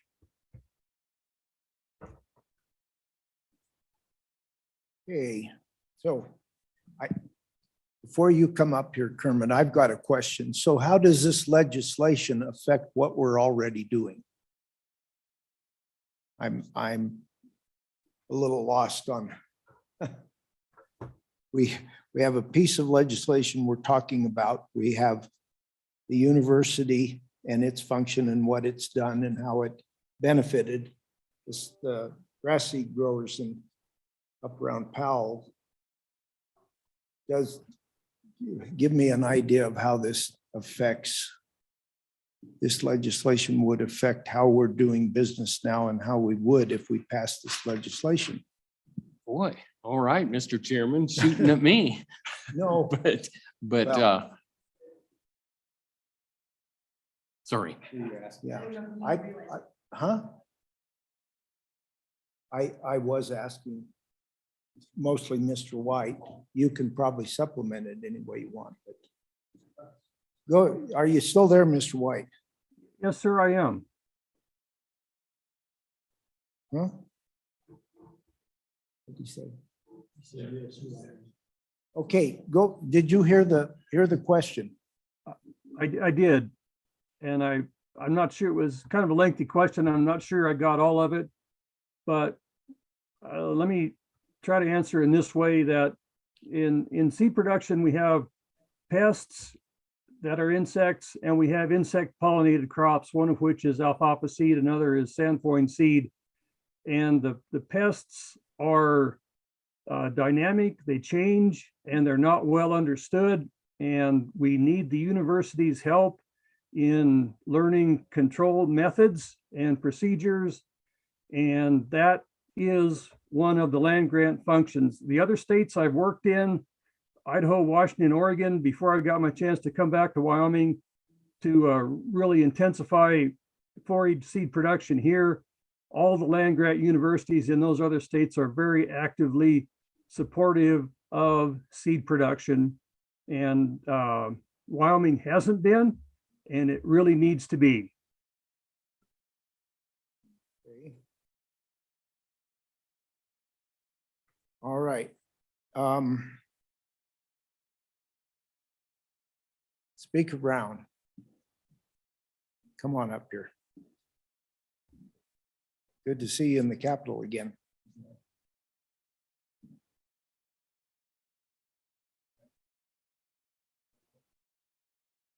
Green, it should be green. Not green. Keep pushing. It's Harder. green now. Thank you, Mr. Chairman. It's really a privilege to be here. And as I told some of you, these committee rooms are so great compared to the old days. And I hope that as you all matriculate into being old timers, you'll keep reminding people the way it used to be and what we accomplished, because it's made such a difference, I think, in the way we do business. With respect to this bill, maybe I'm the oldest one here. I don't know. I can remember when the legislature used to be involved in all the budget of the university, and it was not a block grant. And there were arguments and debates that raged on and on and on about course curriculums. Sometimes they even got down into course content, if you can believe that. I remember those days. And finally, everybody threw up their hands and said, there's got to be a better way to do it. And that's when we went to the block grant. And I think the block grant has worked well. And I think that you heard today that we hear the message. The College of Agriculture in particular, in my opinion, and remember, I have a degree in animal husbandry. The College of Agriculture in particular took a disproportionate hit. That was a previous administration. It was before I became a trustee, but I've seen the numbers and I understand what happened. And there was, I think, at least an implied promise that hit would be backfilled. And I don't think it was adequately backfilled. And that was one of the big issues that I had on my mind when I became a trustee. And so today, I hope that we've sent the message that we hear you and that we understand the importance of the College of Agriculture. And I truly I've defended this reorganization. You can't do something like this when there's a lot of money. Everybody's got their turf. And there's just no momentum to do something. And so in that respect, I made the statement the other day to the JAC that I really thank the legislature for the opportunity that it's presented with this budget cap, because it's an imperative. And when you have an imperative, what that means is you got to do something. You can't stand still anymore, which is the easiest thing to do is do nothing. So we have an imperative and we're being responsive to it. And it's given us an opportunity. I think the big winners in this reorganization are the College of Engineering and the College of Ag. When you look at what's going on and you look at A&S and what it was, and I remember when I was in ag school and I thought one time, what am I doing over here in arts and sciences? I'm a cowboy. I'm not supposed to be over here in arts and sciences, but that's where I was because the thing was aligned. Well, at that time, had we tried to do this kind of reorganization, it wouldn't have gone well at all. Now we have an imperative. We have to do something. And so the College of Arts and Sciences becomes, I don't know what the final name is going to be, something like Arts, Humanities, and Social Sciences, which sort of puts it over there. And, you know, we have a duty under the Constitution and under the statutes, we have a duty to teach the liberal arts. And that word liberal doesn't mean as opposed to scant. It doesn't mean a big education instead of a little one. It means a liberal arts. It means philosophy and law and arts, things like that. And we have a duty under the statutes that were passed in 1890 when we became a state to teach those as well. So it puts it over there in that old arts and sciences and kind of concentrates out there where they can do what they need to do, which I think is good. And it moves all these other disciplines that really reflect more on the accomplishments in engineering and ag where they ought to be. So we hear you. We're trying to backfill ag. We're trying to get it back. Representative Summers has complained to me that Wyoming used to be the place where the BLM hired people, and now maybe we're not anymore. Interestingly, Montana's gone through the same situation. Montana used to be the school you went to if you wanted to be a forest ranger. Now I understand that's gone. And if you want to be a forest ranger these days, the school to go to is Cornell, for Pete's sake. And we don't want to do that with respect to the BLM. We want to get our range program back in the shape where we can graduate people that the BLM wants, that the government wants. And I know they're going to be government employees, but at least there are government employees and not somebody else's government employees. That's what we're trying to do. And so when we get in a fuss with each other, we kind of understand where each other's coming from, and we can more likely that we're going to be able to find common ground. This bill, I remember the old days with the legislature thinking, and you know, this comes up every once in a while. I remember, I think it was Tisdale from Converse County one time had a bill that turned the state upside down where he tried to eliminate the law school. And there's been some other bills to do this or that in the university. And through all that, in the end, we've stuck with the block grant. So we've got something in the order, I don't have the numbers exactly. We got something in the order of 6,500 people. We've got something in excess of $3 billion worth of property that we're trying to ride herd on. And this would make it very difficult to run the university. And I hope that you would give us a buy, that you would think about not running this bill for a year. It's a committee bill now, and I understand that it's being vetted at the committee level, but I would just plead with you maybe to give us a chance, because I think there's been a change in attitude, a change in administration. I think we've heard what you say. And if this bill passes and these things get broken out into separate appropriations by the legislature, it's going to make the university very difficult to manage. There are so many things that overlap. And so you say, well, we'll just take the College of Engineering and we'll run that, and we'll take the College of Ag and we'll run that, and the university can run the rest. Well, the problem is there's so much overlapping between them, and Dr. Seidel is really big on interdisciplinary work, and I think that I'm a champion of that myself.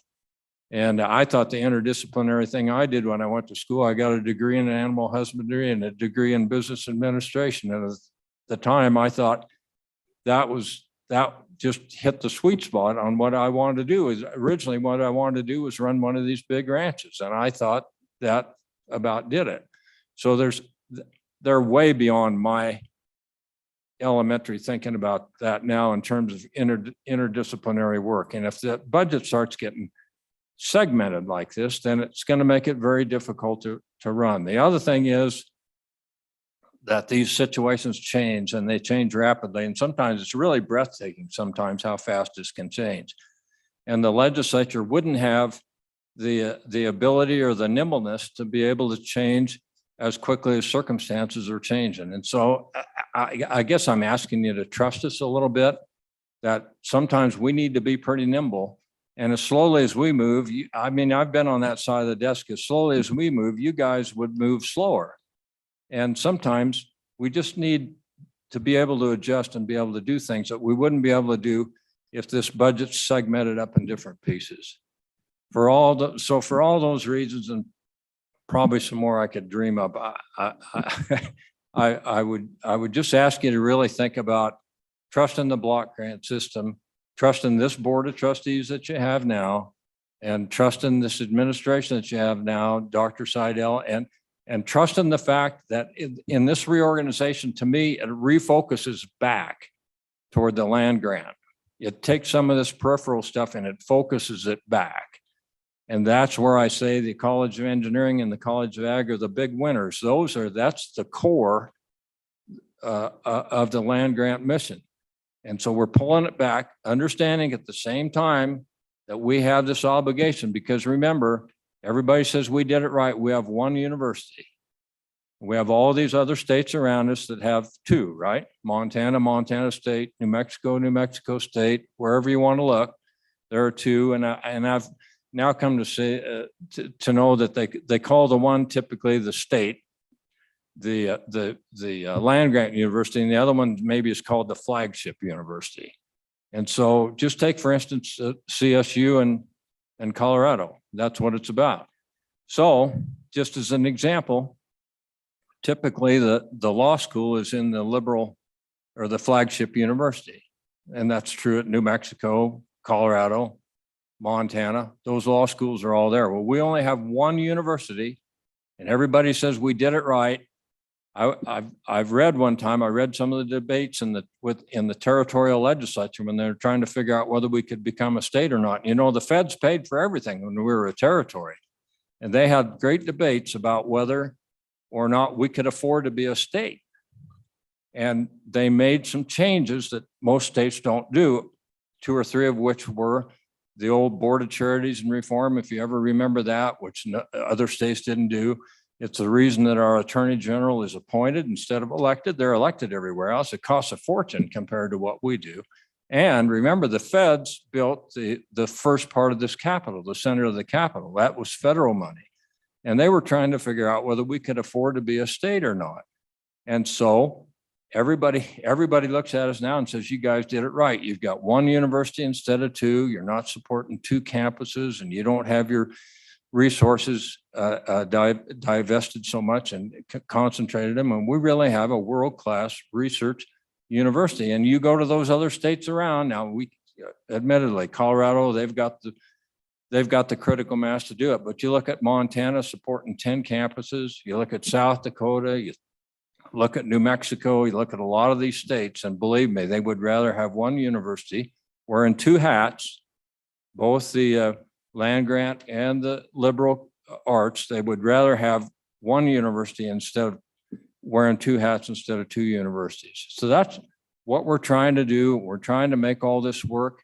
It takes some give and go. Probably nobody's happy all the time. Maybe, I hope somebody's happy some of the time.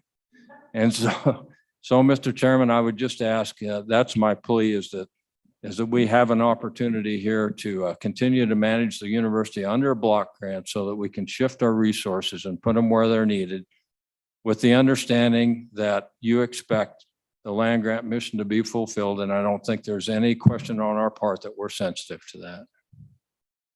Thank you. Thank you. Any questions? Yeah. Okay. Senator Bouchard. Thank you, Mr. Chairman. I really appreciate what you're saying, to give you time. But I gotta tell you, when I went on a tour out there, I think was embarrassing that what we've done is let the whole ag side just slide downhill. And that's why this committee kind of came together. And so, I mean, it's not just, hey, give you time. We want to see some real action. I mean, we have all these students around the state, future farmers, future ranchers that we spend a lot of time, and they're from families here they're ag families. And we haven't, it's almost like when we look at a lot of the buildings that we see and we built them and then we come back 30 years later and say we never put, now we got to tear it down and put a new building because we didn't put the money into that building. And so, I mean, I just think that we got to do more than look like it's still what the feds paid for back then. So, I mean, I hope you can appreciate that. I mean, that's where we're feeling it from the ag community, is that they're just not, they're feeling left behind.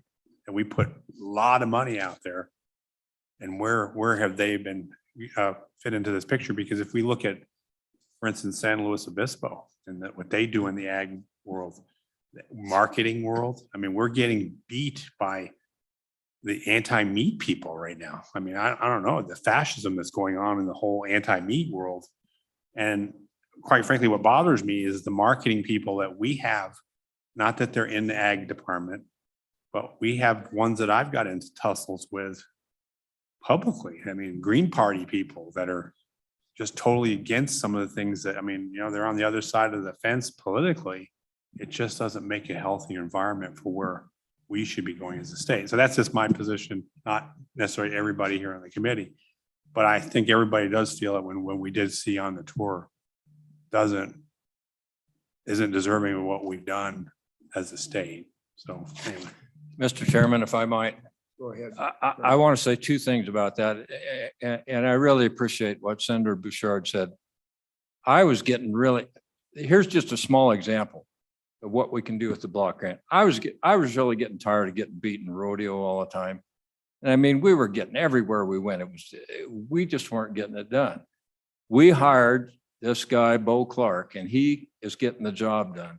And what I especially appreciate about Bo Clark is not only are we sitting in first place in rodeo, but he's really about academics. And he has kicked those kids up in a way that they've never been encouraged before, and they're making their grades and they're getting an education. And he's sort of telling them the same thing that Coach Bowles telling the football players.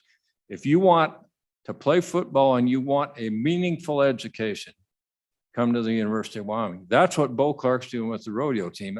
And I couldn't be happier, because I figure if we're the university, we ought to get the best of the best, and we ought to be the best of the best. And so we're getting that done. With respect to the block grant, Montana State came and tried to steal him. And we had to do some pretty fancy footwork to keep him. And we determined that he was worth it. And they rearranged finances and found the money and kept him. They had to give him a substantial raise and take care of him. And that's okay. I think the guy's worth it. But that's just an example of what we're able to do when we manage the entire university under a block grant. And the other thing, Senator Bouchard, I'd say, I fully agree. I think you and I are singing out of the same hymnal on this thing. But there is this one other thing, and that is this lament in our state that goes on and on and on. Maybe someday it'll be over, but it's not right now. I got 3 kids. One's going to stay here and 2 are leaving the state. And it's an unfortunate thing. None of us like it, but it's a fact. 2 are going to leave. So I want to send my kids to my state university because I'm proud of it. And I'm a proud graduate, and it represents Wyoming values, and that's where I want them to go. But my 2 kids that are leaving the state have to come out of this university in a position where they can go wherever they're going to go, be it Denver, New Orleans, Chicago, New York, wherever it is. They've got to be competitive when they get there.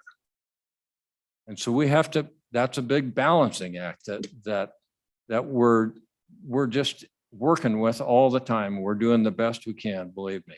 But we do have that land grant thing, and we've got that kid that stays here that's got to be educated to be able to be competitive in Wyoming and what we do in Wyoming. But we've got those other 2 kids that are leaving, and we got to take good care of all 3 of them. Senator Boner, go ahead. Thank you, Mr. Chairman. I appreciate the discussion and the history you shared about the way it used to be when we were apparently, deciding what was going to be taught and all that. I'm glad that, I mean, to be clear, nobody's discussing going back to that system, certainly not with this bill draft. And so the question I have is, are you concerned that maybe we've swung the pendulum so far in the other extreme where we do have a block grant and we write hundreds of millions of dollars worth of general funds worth of a check to the university every 2 years and, kind of say, come back for our appropriations meetings? Is that, you concerned we maybe went too far to the other extreme in response to the extreme micromanagement we had before? Well, that's a balance for you, all of you, and it's a balance for us. We're always going to have to be accountable. And you're always going to have questions, and we should be able to answer them. And we can't come in here and answer every, like Representative Winters, we can't answer every question maybe as we sit here, but we'll get you the answers, and we should answer them, and we should not mind answering and being accountable. And from time to time, there are going to be questions or issues that come from you. I know there are, that are going to say, hey, there's something going on here in the university that maybe it's Dr. Perry, maybe it's over in athletics. I don't know where it is, but you have every right to ask those questions. We have every obligation to answer them. And I guess if we wouldn't answer them satisfactorily, that's one thing. But as long as we can do that, and as long as we can take care of all 3 of those kids, then I would hope, I think the university will run better and more effectively if you leave it as a block grant. And it kind of reminds me, I was talking to somebody, the the legislature came down here, and I think it was 1921. There's stories about it. You can hear that are amazing. They came down in 1921 when we only met 40 days every other year. And they got in a big argument about hunting seasons, and they spent the entire 40 days on hunting seasons. That's the year when that picture that's got the tear in it somebody got hit over the head with that. And they all went home and they hadn't gotten the dang thing done, except they knew a lot about hunting seasons and everybody had their opinion. And so out of that comes the Game and Fish Commission. And then we had to do the Highway Commission, and we've had to, it's just a growth of government. So you guys have to set clear up at the top, at the upper level. We as trustees have to do the same thing. So we look at the administration sometimes and we say, you know, what's going on here? And we start to go down in the weeds, and then we say, oh, I think we're too far in the weeds. We need to come up. We need to leave them alone. And there's just that give and take that goes on all the time. And believe me, Senator Boner, there is no resentment. There's no resistance on with this Board of Trustees to being responsive to every concern that you have. And sometimes we might make a decision. I made the statement the other day, I don't agree with everything that President Seidel has done, but if I was running the place, I probably wouldn't agree with everything I did either. And so sooner, you know that, you make those decisions all the time on the votes and on the things that you have to do. And so we all do the best we can. All I can tell you is that we are committed. There's no dilution of the land grant mission at all. We are bound and determined to stay on it. But we got to take care of all three kids. Representative Clausen. Thank you, Mr. Chairman. Mr. Brown, so we were sitting in these same seats 2 years ago, and if we don't go down this direction that we're pointed, how do we keep from being in the seats 2 years from now, same spot we're in? That's not on you, that's on us. And my hope would be that with what we've come and presented today and what we've told you, I would hope that 2 years from now, we're not in the same place again because the same thing didn't happen again. And you might have some individual issues with the university. That's always going to happen. But in general, I think that we've pledged to you that the ship is going to be going the right direction.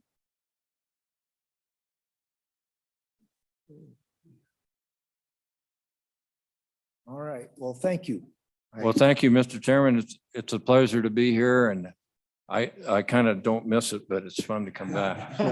Yeah, I can imagine that you've got a much better, higher paying job right now, but it's not, I told somebody I became trustee of the university. I found a job that actually paid less than the legislature. yeah. Well, good work. I can't get that. Thank you. Off.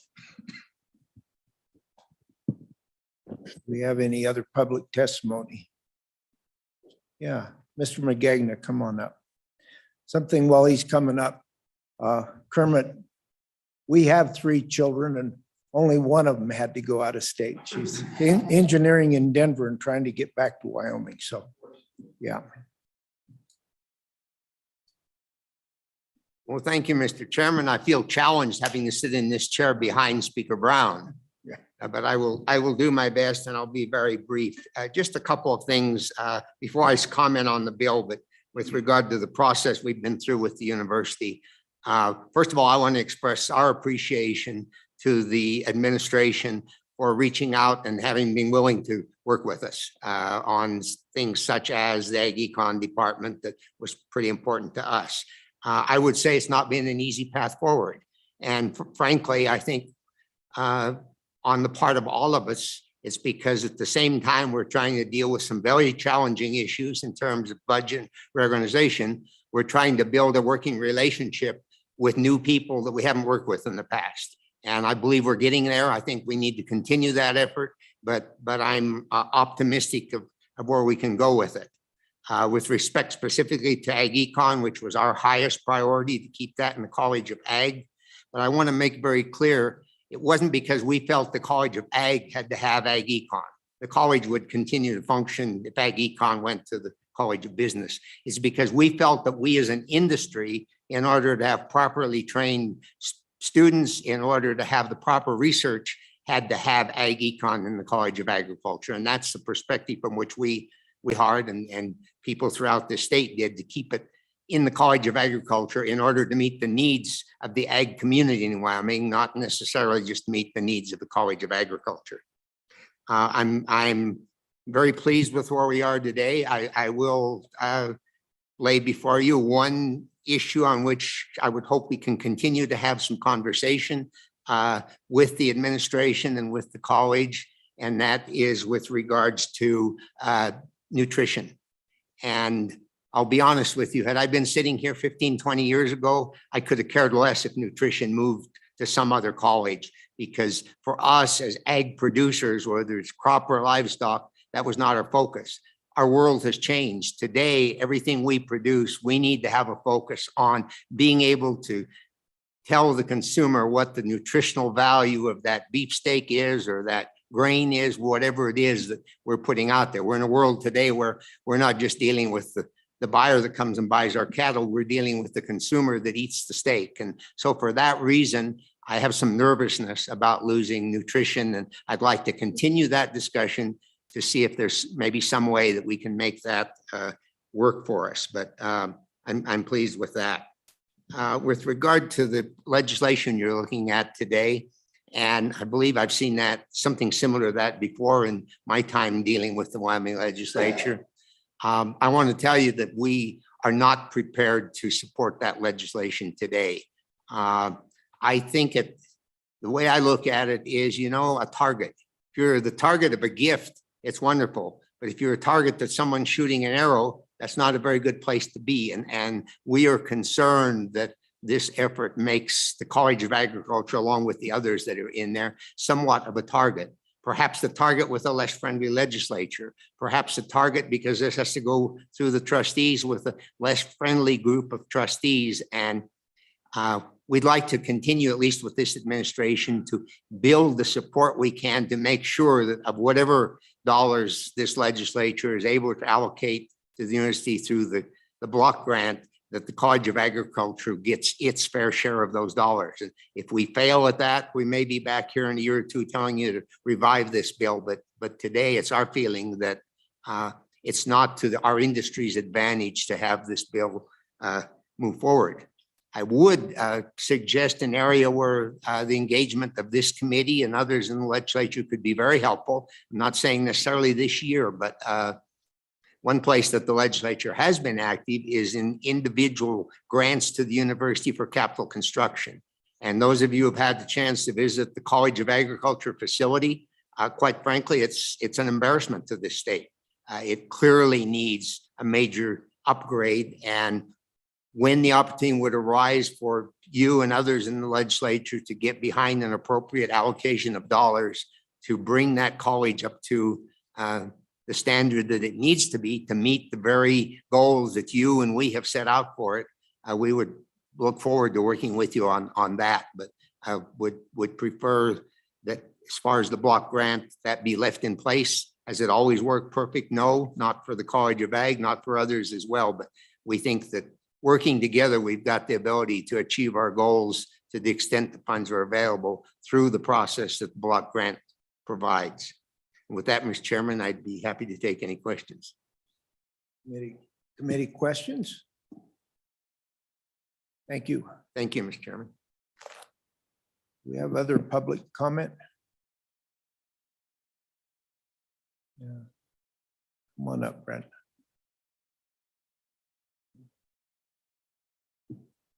Thank you, Mr. Chairman. Brett Moline, Wyoming Farm Bureau Federation. As Mr. McGagna said, there's pluses and minuses with this issue. You do set it up as a target. Sometimes being a target's not a bad thing. Well, I would like to see the debate go forward. I realize this is a budget session and this will take a lot of debate, but having this topic go forward, I don't think would be altogether a bad thing. Earlier, a comment was made. It makes me think of my dad. But we've never done this before. Nobody else is doing this. I look at some of the changes. I don't have the age seniority that other people do, but I see some of the changes that has happened in agriculture. Visiting with my dad when he was a kid, they didn't have antifreeze. You couldn't use a tractor very well in the wintertime. You still had to farm with horses. If we wouldn't have done things different, we'd still be way back in a different age, and things wouldn't be probably as good as what we are. When I was young, weaning 350, realize that was way last century when I was young, but we were weaning 350-pound calves. We were pretty proud of that. Today, my brother sold his steers and they're well over 500, and he's actually come back. He's making them smaller. But my whole point is sometimes just because nobody else does it doesn't mean we shouldn't. It's a concept. I'd realize that there's pluses and minuses, and I'm glad I'm not the one that has to make this decision, but I would encourage to take this bill forward. We've had some debate on it, very limited. I'd like to see this bill go forward and have a more robust, broad-based debate. With that, Mr. Chairman, I'll try to sit for any questions you folks might have for me. Committee, questions? Okay. Thank you. Any further public testimony?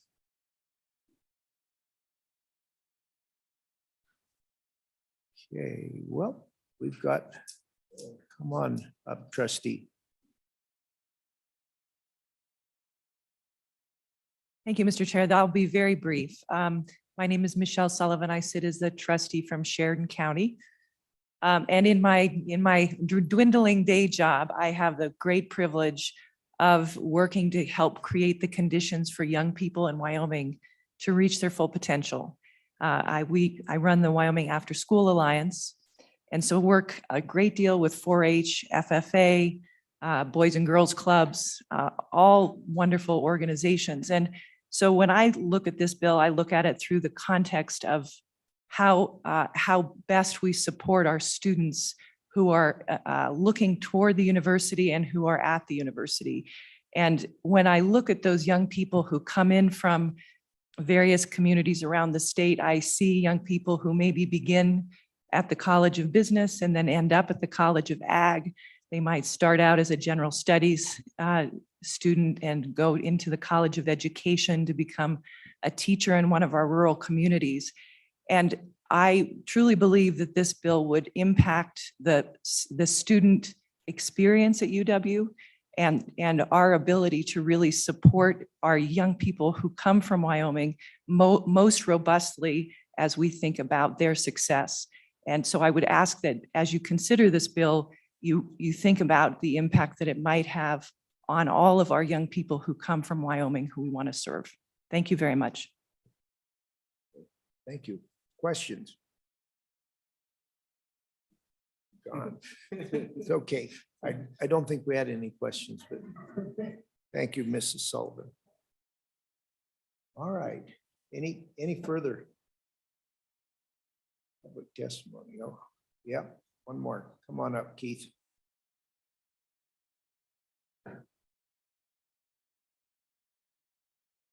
Mr. Chairman, Keith Kelly, Wyoming, and I just that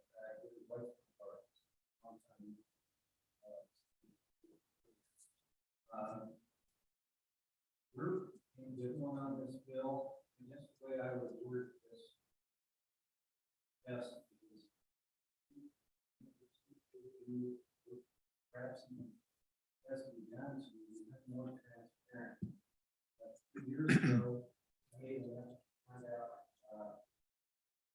how our neighbors actually paid for ADS either extension rates. Couldn't do that.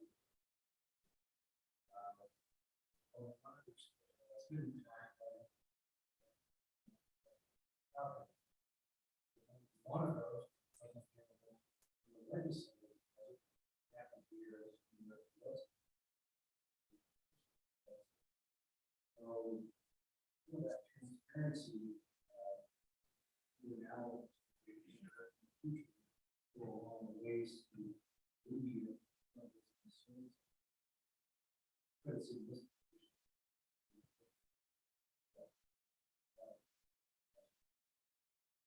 Questions? So I guess I would have one. How would this bill affect your ability to get that information, do you think? Mr. Chairman, really would. Okay. Isn't that specific? Also mentioned there are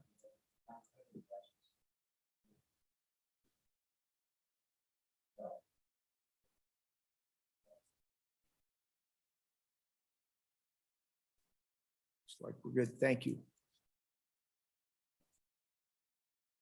Any further testimony? Okay. We'll close public testimony. Committee, what's your pleasure?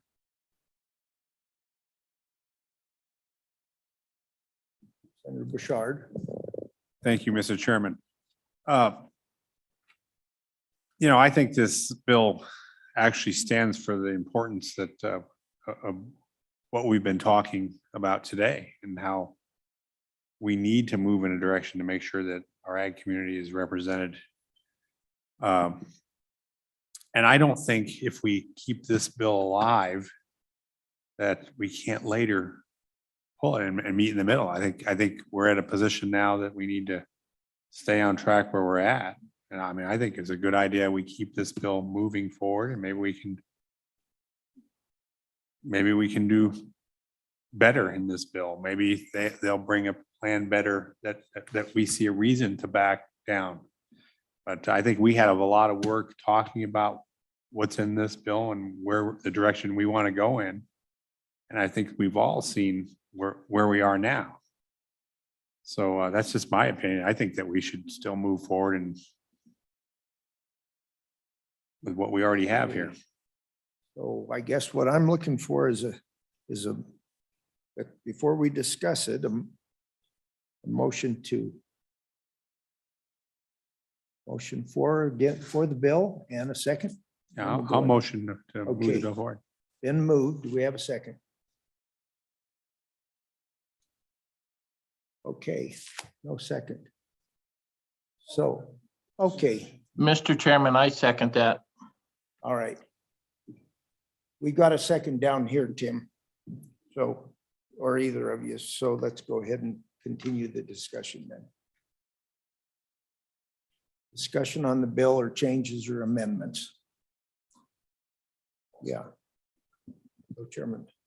Well, thank you, Mr. Chairman. You know, I'd say vote your conscience on the committee. You know, we'll, I think we had a lot of good discussion. I'm especially interested in hearing that there are separate line items for extension services in a lot of land grant universities. And that was kind of the most compelling challenge we had 2 years ago. And I think the impression was that maybe we're too accustomed to dealing with some state agencies where the tendency is to push the cuts out where we're most likely to hear about it from our constituents, and they kind of, you know, circle the wagons around their employees, you know, here in Cheyenne, as the case may be. So I think that idea in particular might have some merit. This is an ongoing discussion. It's certainly better than it was 2 years ago, especially with the change of personnel, significant changes in personnel since then.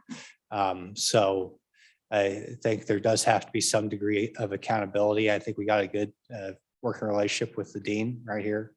And, you know, we don't necessarily have to have a formalized separate block grant to have a good working relationship with the university. So I could really go either way. And like I said, vote your conscience. I'm acknowledging that this is an ongoing challenge that we've had. You know, I thought we fired a shot across the bow. I think it was 2 years ago with the budget amendment that almost passed the Senate. That would have done this very same thing, failed by I think 2 votes. That was just kind of a off the cuff sort of thing when we didn't really put our backs into it. Almost passed one chamber. That was supposed to be the shot across the bow, and here we are, you know, 2 years later, considering something similar as we go through these changes. So, like I said, I can go either way. Committee, I guess we'll find out how I vote here in a little bit, but I think there's a strong argument on either side. Senator Cost. Thank you, Mr. Chairman. One thing I would ask, I feel like it's time to give a chance, give a trust. I trust where they're coming from. I think we can make the move if we need to in the future, but I don't know that we need to. Maybe they're going to focus on where we're going, and I don't think we ought to be too quick to jump. I would ask that they consider the nutrition both in two positions. One, because of in agriculture, how much it's changed and how with Mr. Magaglia talking about the idea of consumers are very interested in that and they want to know. I also know that our CTE teachers are at a high risk of retiring and not having others. And there's a whole lot more to nutrition and that work in the family and consumer sciences than just the health portion of it. And so should the decision be to move it, preserving the value of it would be exceptionally important. But at the same time, if it works out the other way, that would be to the benefit as well. I would just like to ask the trustees and administration to just think about it and be careful with it. But I'm going to be a no vote on this. So any further discussion? Okay, sensing the committee's ready to vote, we'll have a roll call vote. Mr. Chairman, this is a roll call vote for committee sponsorship on 22 LSO 185 university funding land grant functions. Senator Bouchard. Aye. Senator French. Aye. Senator Cost. No. Senator Wasserberger. We should have an email. Senator Wasserberger voted no by proxy, and staff should have that email. He also texted that to me. Thank you. Representative Blackburn. Aye. Representative Clausen. No. Representative Fortner. Oh, yes, excused, I'm sorry. Representative Heiner. Representative Larson. Representative Western.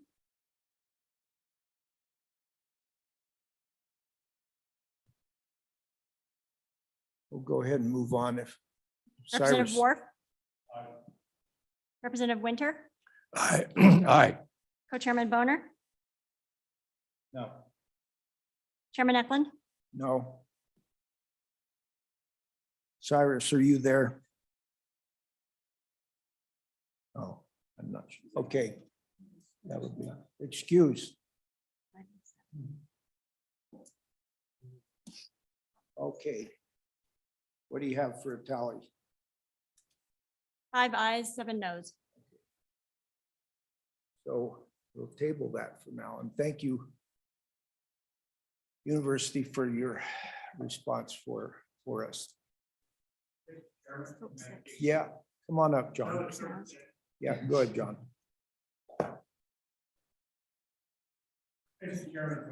Actually, Part of that.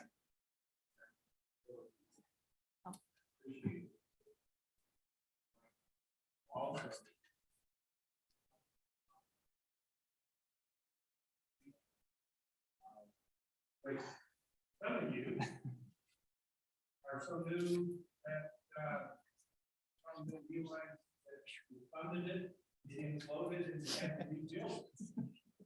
So with Bill Mines help back. Yes, so that has been completely rebuilt. And up and out.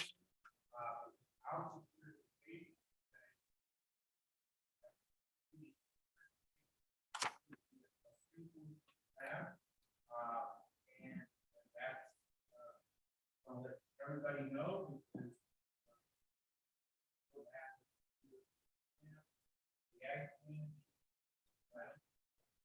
Now back up and running.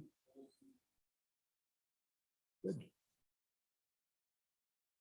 Thank you. Well, appreciate that update, and hopefully we don't have to Barry German first started talking about, water wells at the golf course, so. But I do appreciate that. Okay. All right.